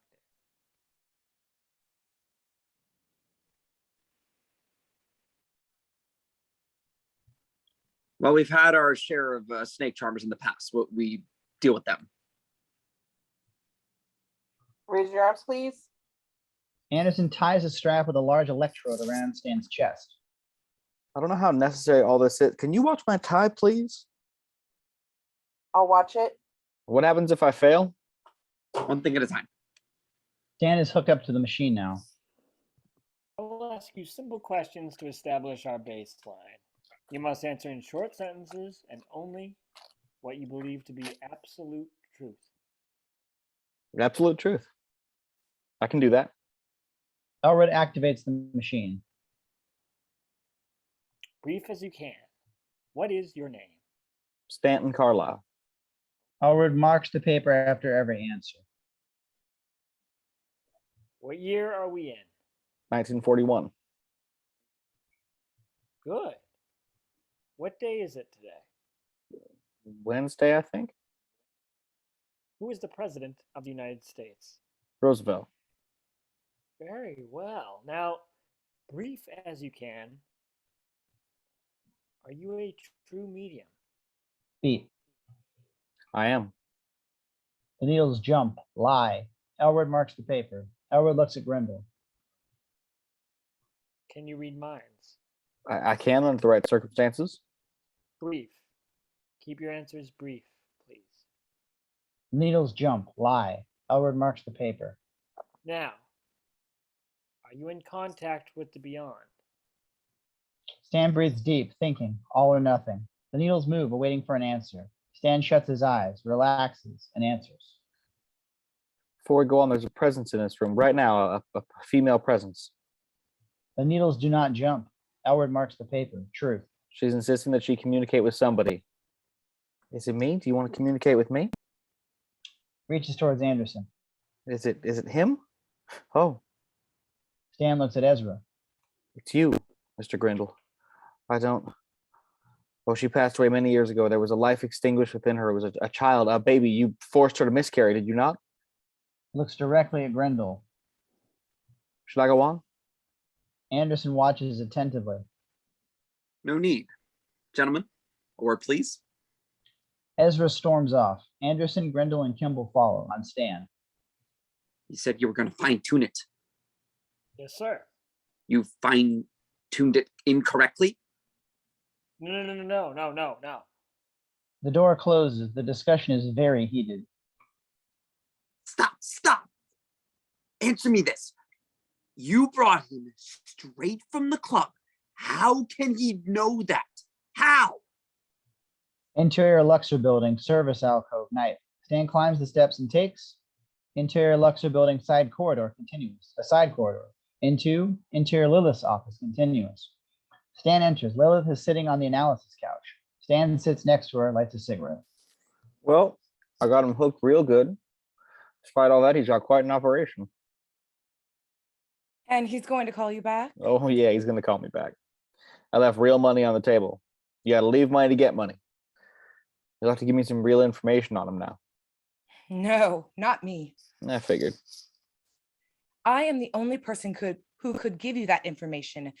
If your foot slips, we both fall. Lilith heads for the bathroom. Don't worry, I'll figure it out. Stan gets up. Interior Lilith's office bathroom continues. Lilith turns on the tap, washes her hands. Interior Lilith's office, same. Stan can hear the water running. This guy's real deep in the spook dodge. He gently takes her keys from the secret door with the recorder and the patient's audio files. Stan produces a small wax box and takes an imprint of her keys. Quickly, pockets the box. I don't think you have a problem. I think he's very desperate. Interior Lilith's office bathroom continuous. Lilith lets the water run, looks at herself in the mirror. Don't worry. They'll never trace it back to you. Interior Lilith's office continuous. Stan puts the keys back. Interior Lilith's office bathroom, same. Lilith hears something, closes the water, heads out. Interior Lilith's office continuous. Lilith walks out. She opens her robe. The thing you need to know is if you displease the right people, the world closes in on you very, very fast. Revealing a long, pale, almost pearlescent scar on her torso from groin to chest. Stan touches it gently. What happened to you? Life happened to me. Stan kisses it tenderly. Interior Luxor building, side corridor, night. Stan walks towards Lilith's office door with his shiny new key. Interior Lilith's office continuous. Stan opens the panels with the recordings, uses his lighter to find the right tape. Patient Ezra Grindle, therapy session number 4. Stan lies on the therapy couch in the dark, listening to the recording. I'm alone. Lost. I feel lost. Everything I earned feels hollow. Could you elaborate? Interior Hall of Records, reading room, night. Stan examines boxes of records and bound newspapers marked 1901. He opens a hardbound volume with certificates. Doris May Cable, 19 years old. Septicemia, originally from Akron. May 1901. Last time I saw her alive. I couldn't claim her body. Doris May Cable. Interior Hall of Records, service desk, night. He steps up to a counter, talks to a clerk. Unclaimed property for register number 28030. I would have been ruined. So my love went to a commoner's grave. The clerk moves away to get the items. He takes out a cigarette. Thank you kindly. Interior Hall of Records, reading room, night. Stan has set aside the forensic brown paper envelope and opens a cigar box. Inside, it contains a lock of hair tied with a bow, a cameo, a small coin purse, a compact, and lipstick, and it's full of documents and a photo postcard of young Dory and a suitor, young Ezra, taken at Coney Island. She's sitting in a prop rowboat named Seabreeze. Behind her, a painted lighthouse. There you are. Interior hotel room, morning. Stan sits on the bed, takes off his shoes. He watches Molly asleep in the bed. He lies next to her, careful not to wake her up. They lie together and depart. Exterior Ezra Grindle's mansion garden / gazebo, day. The gardens, magnificent, covered in snow. Anderson leads Stan across the gardens towards a small mausoleum.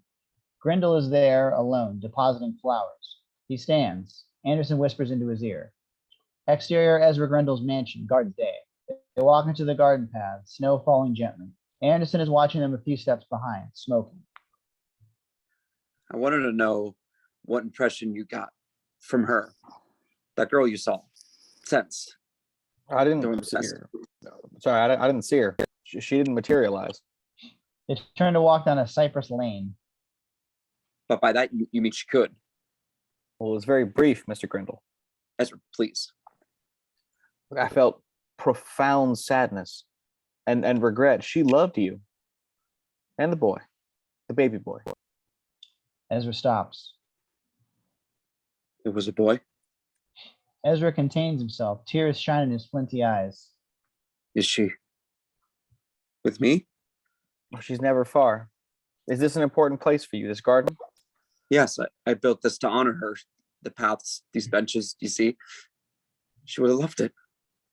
Stan turns around as if searching. She does. I can sense it. Stan puts his hand on Ezra's shoulder, waits a beat for effect, and then...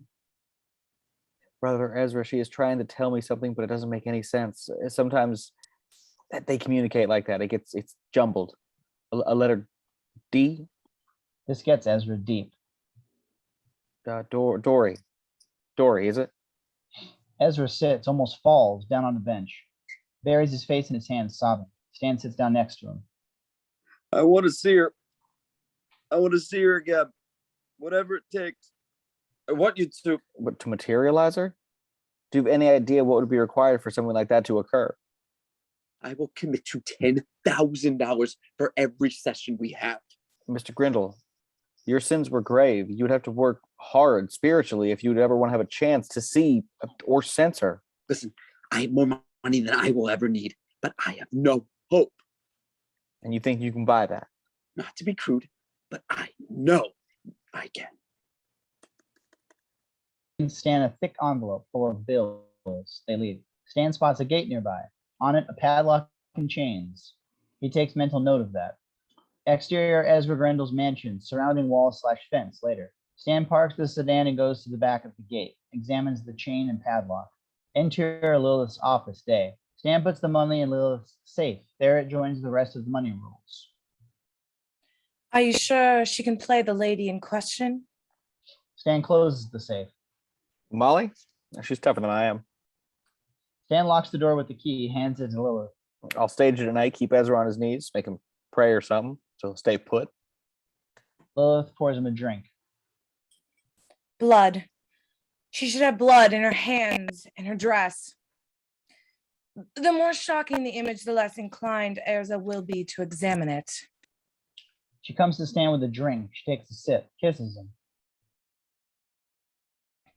Nothing can hold you back. She places the drink on the table. Stan takes the glass, drinks, resisting a cough. To us. Interior hotel room day. Stan is eating breakfast next to a room service cart. He's ravenous. Dear Mom and all, I am sending this from the fairgrounds. Molly, on the bed, reads the back of the photo postcard. A boy named Ezra took me. He had my picture taken, as you can see. Tell Pop and all I wish I was with you, and hug little Jenny for me. We'll write soon. Fondly, Dory. Her eyes glimmer with tears. She never got to mail this. What are you talking about? She died a few days later. This is the last thing she wrote. She never mailed it. Stan walks over, sits down next to her. Well, that's not why I showed it to you. Her family never heard back from her. Stan opens a newspaper. Look. Who's that look like? Look at her face. The face of Dory looks like Molly. He shows her a sketch he made, her in Victorian dress in the semi-darkness. It's you. See, I can materialize you in a seance. Not me, Stan. So we get a costume, buy a long black wig, get it cut, styled like this. He unburdens his soul, forgives himself. As far as I can tell, that's all a preacher does any given Sunday. It worked for Judge Kimball. He probably saved that marriage. Molly looks at the cameo. I think he loved her, Stan. You can see that, can't you? All that suffering he had, we can deliver him some hope. A knock on the door. Close it, yeah. Molly gathers the papers and hides in the dressing room. Stan opens the door. It's Anderson. He wants to see you. I'm sure he does. Here, come in and have a cup of coffee first. Were you going to sit out in the snow? I don't bite. Anderson hesitates, then sits down. Stan pours. You take cream in your coffee? No thanks. Neither do I. I don't know why it bothers with you. You're cheap, pal. Just phony. But I'll tell you this. I care for that man. I owe him a lot. If you were smart, that should scare you. Cut to interior Ezra Grindle's mansion, dining room, dusk. Stan and Ezra sit at the dining room table in the darkness, lit by a faint candle. Anderson reads the paper nearby. Stan and Ezra hold hands over the table. She says you lied to her. You gave a false name and left her body behind. Ezra pulls his hands away. Ezra, you have to keep the circle. Don't break the circle. I want to see her. Talk to her. Now. This takes patience. Ezra slams the table. His rage burns low, but burns bright. We can see at long last why he is feared. I've given you a fortune. Now it's time for you to deliver something other than guilt. I'm done hear this endless fucking recitation of things I did. I know what the fuck I did. And I know what I'm going to do if this goes on any longer. Come on. Ezra walks out. Anderson follows. What does that mean? You'll just have to find. Interior hotel room day. He opens a hat box, checks out a wig, walks it over to Molly. Here, stay here and practice. Molly is examining a dress. Can you ask him for more time? No, I'm not sure about this, Stan. but I am. I'm sure we're out of time. Just put on the wig and the dress. That's the position. Hands extended by your side. Drawing. Palms open. Okay? Stan walks away. Where are you going? You gotta go get everything ready. I love you. He kisses her on the cheek. He leaves. She looks at the drawings on the notebook. Clem, Molly, and then a sketch, clearly not her face. Lilith, she thinks. Interior, the Kimball's office, green tea room desk. Mrs. Kimball finishes her tea. Judge Kimball reads his newspaper. Beethoven on the radio. She looks at the sunset, tears up. Charles, I've been thinking about what Mr. Carlyle said about being reunited with Julian. Do you remember? I do, my love. A tear rolls down her cheek, and then she uncovers a gun from a napkin, shoots Kimball once in the cheekbone. She smiles, then presses it against her left eye. Oh, Julian. Julian. And blows her brains out. Interior hotel room, sunset. Stan enters the room. Molly? Sees an envelope. Molly? Stan walks to the bar, pours himself a drink. Dear Stan, by the time you read this, I'll be eastbound. I will not do what you want me to. I cannot. I have loved you the best I can, as much as I can. And I know now that it will never be enough. Stan drinks, puts it down, reaches for the envelope. Stan opens it. Whatever is missing in you, it sure is not me. It's hard to accept, but as much as the truth hurts, I need it. And maybe in time you'll need it too. Molly. He grows pale. Fuck. He leaves. Exterior bus station, sunset. Stan gets out of the sedan and enters interior bus station. Waiting area continues. He looks for Molly. No luck. He finally spots her. Molly! Look, it's me. I thought you already left. Leave me alone, Stan. Hold on. Let's just take. Leave me alone! She moves away. He catches her. Molly, where are you going? I don't want to talk to you. Just hold on a sec. I read your letter. I understand. I just want to talk about it. You read it. Good. You smell like booze. Leave me alone. Molly moves away and into interior bus station. Men's bathroom stalls continuous. She enters the vast men's bathroom. Stan follows. Molly, you can't leave now. We're in too deep. There's no we, Stan. And there hasn't been for a long time.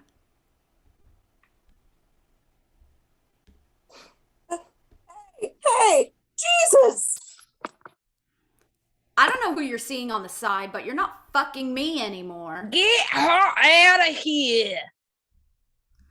I bet it's that frozen-faced bitch you were so impressed with. I bet she seems like class to you. Well, she ain't, and neither are you. Molly enters a stall and locks it. Stan talks to the door. No, Molly, look. I've been getting the inside track from her, and that's it. I knew you were against the spook show, so I sneaked around you. Hey, what's the big idea? Stan turns and yells at Patron 3. Hey, mind your business! This is the last time, I promise. And every day is Christmas after that. Oh, sure. The whole world and everything in it.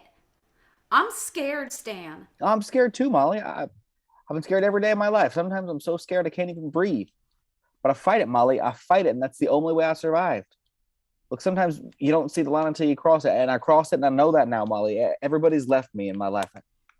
Just don't leave me. Please. Molly tears up, closes her eyes. On Stan as the stall door unlocks. Exterior Ezra Grindle's block, night.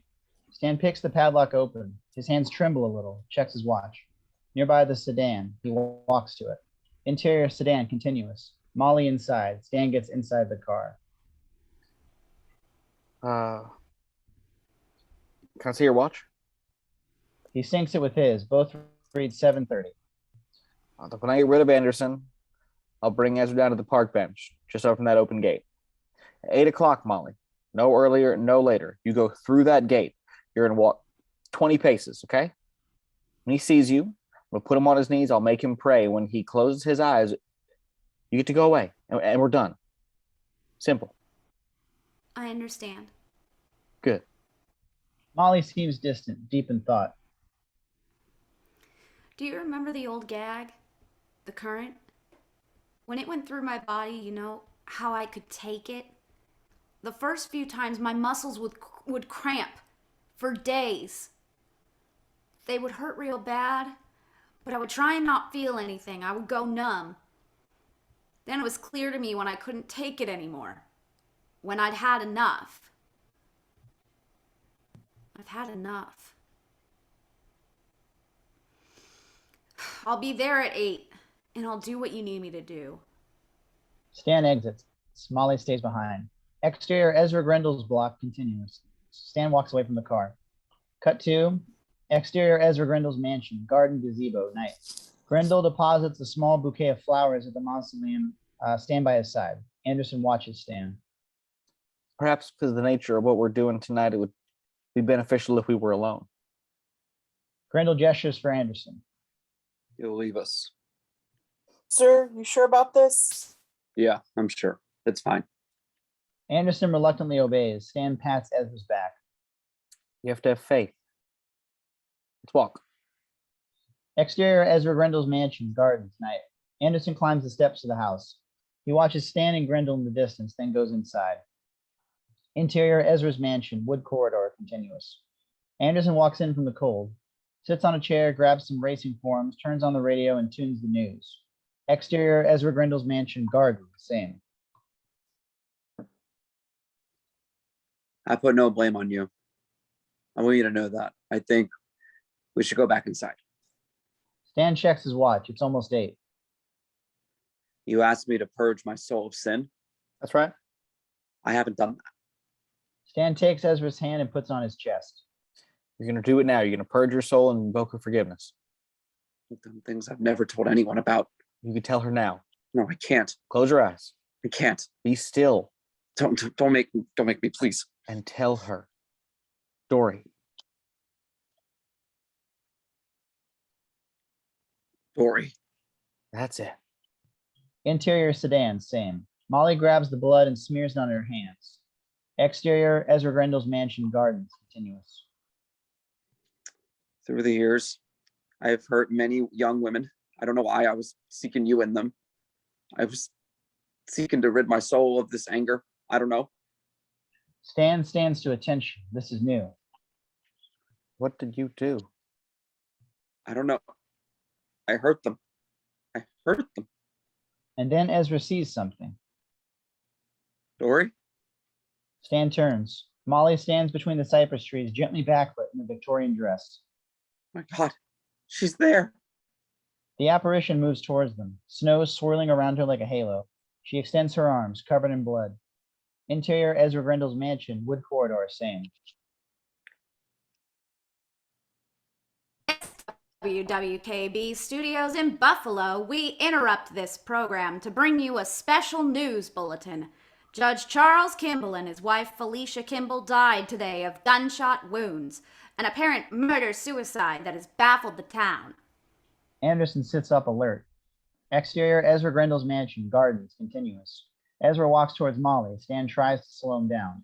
Ezra, you did the work. It's far enough. Let's get on our knees. Let's pray with our eyes closed. Ezra pushes him away. Let go of me. He runs towards her. No, Ezra! Ezra reaches Dory. He drops to his knees and wraps his arms around her, holds her too tight. Dory! Dory! Oh, Dory! Thank God! Molly can't take it and screams. No! I can't! Let go of me! Dory! Ezra looks at Molly with a pleading, then angry look. He pushes her away in shock, holds her wrist. I'm sorry.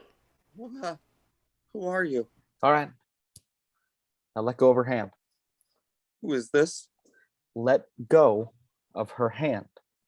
Ezra looks at them, a beat, uncertain, and then You dirty motherfucker! You dirty motherfucker! I'm gonna destroy you and this bitch! he slaps Molly. Anderson! Anderson! Anderson! Stan pulls Ezra off Molly, punches him. Stan punches him again and again and again, harder. Stan! Stan! Stan punches one last time. Ezra drops. Oh, God. Oh, God! Go to the car now. She goes. Exterior, interior sedan continuous. Molly gets into the car. She's crying, trembling. She tries to start the car. It's flooded. Exterior, Ezra Grindle's mansion, garden, same. The old man's nose is pummeled, flattened, crushed. Ezra gurgles softly. Blood bubbles and foams from his mouth. Stan kneels next to the old man, checks his pulse. The nose is gone, one eye misaligned. Splinters of bone and cartilage jut out from pummeled flesh. Bullets explode on a lamppost nearby. It's Anderson. Stan runs away, stumbles. Gunshots explode on the ground next to him. Anderson closes in. More shots explode on the garden's metal door. Anderson arrives a beat later, reloading. Takes a second to read the scene, his face contorted with pain. Sir? He charges after Stan. Exterior, Ezra Grindle's block / interior sedan, night. Stan makes it into the sedan. Molly starts it. It takes. Move over. Stan switches to reverse and slams on the gas. Stan, what are you doing? The car hits Anderson. He rolls over the car and lands in front. Bam, on the ground. Right hand bent, broken. Anderson moves, lit by the headlights. What did you do, Stan? Why did you do this? Stan shifts to drive. Stan! Stan! Anderson tries to raise his gun. The car hits Anderson, bursts his face open, runs him over. The car rattles, it bumps over the body. Exterior bridge, night. The car hauls by on the wet streets. Exterior alley, night. The sedan parks. Stan stumbles out, panting. Molly, get out of the car. Stan takes a crowbar and smashes the driver's side window and the rear window. They'll think someone stole the car. Can't go back to the hotel. He takes that as wallet. She slaps him. Shut up. Shut up. They were going to kill us. Molly walks away. Molly. I don't need you. I don't need you, Molly. Molly walks away. Snow flies in the air all around her. She disappears in the fog. And then in a flicker, she's gone. Interior Lilith's office, night. Lilith takes the money out of the safe, puts it in a leather bag. Did anyone see you come here? No.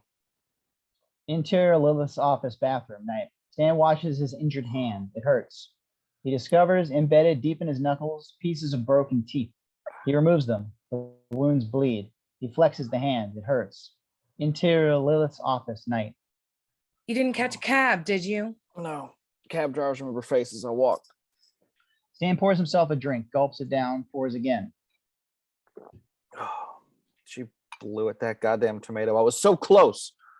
Lilith carries the bag to Stan. It's all here. Take it. You have a few hours. Don't panic. I better be on my way. He stands up, downs his drink, kisses her. The lips are cool and placid. They kiss. He moves away, puts on his hat. I do love you, Stan. Stan freezes as he hears this. What did you say? Long pause. Did I oversell it? She starts the recorder. Patient Stanton Carlisle, final therapy session. What are you doing? Stan pours the money out on the floor, takes out a roll of currency. Snapping off the rubber band from the fat roll, he peels off the first 50. The next bill is a single, and the one after it. He checks the other rolls. Same. Singles? Where's the dough? Dough? What are you referring to, Mr. Carlisle? The money. You took it. Try to understand. These delusions are becoming part of your condition. You crazy fucking bitch. I'll tell him everything we did. Did what? Tell me. We did it together. I'm sorry, Mr. Carlisle. Have we met anywhere other than this office? What are you doing? You came unannounced. My secretary allowed you in. I did all I could, but you've made a transference to me, both as your mistress and your mother. I had tried to avert a serious upset. It seems I failed. She opens the filing cabinet. The symbolism is quite obvious, Mr. Carlyle. You have a very peculiar relationship to older men, Ezra Grindle, for example. But also the man you claimed you have killed in that carnival. Why? Why are you doing this? You don't even care about the money. She stops the recording, laughs.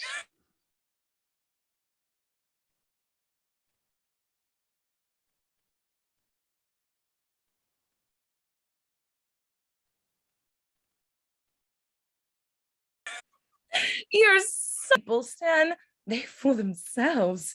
You think you stand high. You think you stand high above the common man, but you're just an okie with straight teeth. You think you can take me, Stan? You're so blind, aren't you? You can't read the signs. Didn't you notice my clutch was heavy? With that, she picks the pistol out of the purse, shoots him. Am I powerful enough, Stan? Stan on the ground, his ear is half blown away.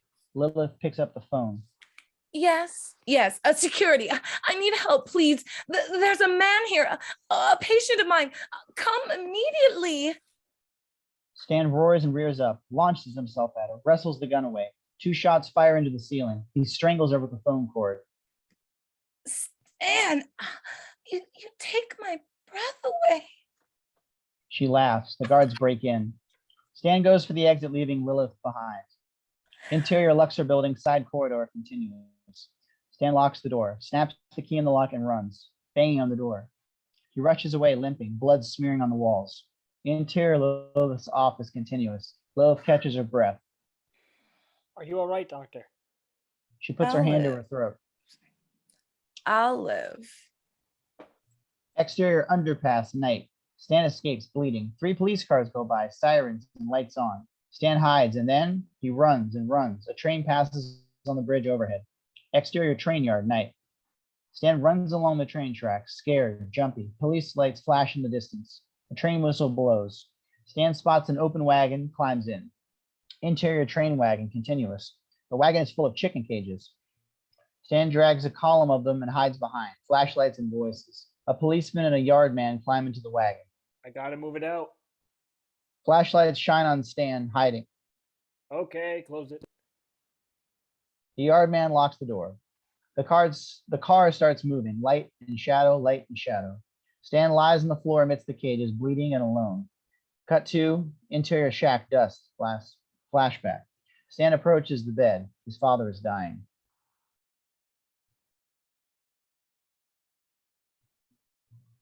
I always hated you. He opens the window. He rips the blanket off of his father's bed. Stan wraps it around himself, sits down to watch his father shiver and cough in the cold. On his father's wrist, the watch.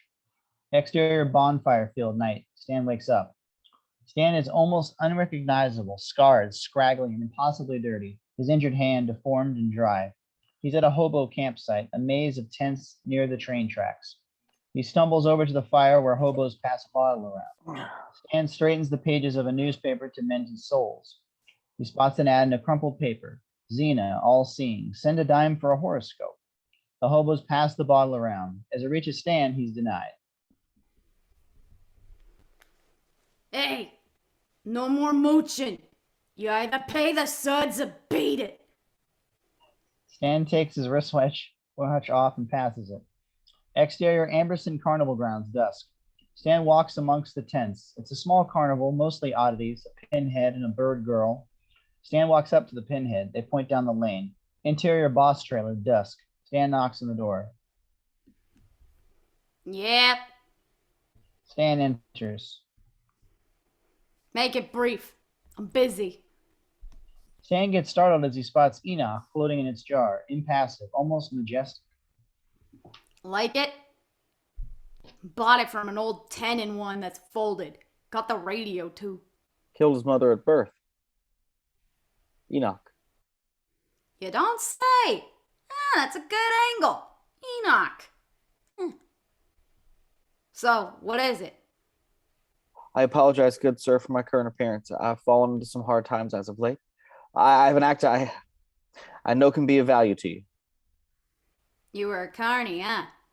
My top line, the Mentalism Act. For 2 years, 2 shows a day. Sold out. Mentalism. Sorry, brother. Some of our outfit maybe, but not us. Stan moves towards the desk, leans in. Would you give me a chance to make a demonstration? Oh, Jesus. You smell like you pissed your pants, and I don't hire no boozers, so beat it. Go on, beat it. Stan stands there, a sad figure. He turns away. You know what? One carny to another. Let's have a snort. The carny boss leads him back, pulls out a flask and 2 glasses, places them on the table, turns off the radio. I don't like mentalism. Too old-timey. Always gotta have something new these days. Sensational. Stan downs his glass. The carny boss screws the top on the flask. I just happened to think of something. I got one job you might want to take a crack at. It ain't much. And I ain't begging you to take it, but it's a job. Keep you in coffee and cakes. A dry place to sleep and a shot now and then. What do you say? Yes, sir. It's not much, but it's a job, right? Of course, it's only temporary. The carny boss pours again. Just until we get a real geek. Stan freezes. Oh, you know what a geek is. Stan nods, long silence. So, what do you say? Think you can handle it? Stan drinks. And then the longest pause. Camera lingers on Stan's face, and beat by beat, we witness its complete disintegration. Every tumble, every high, every loss tears down whatever Stan had left. Pride, faith, hope. A single tear streaks down his cheek as his face disintegrates. And then Stan's voice, as if from a bottomless pit. A single line, the final line. Mister, I was born for it. Cut to black. The end.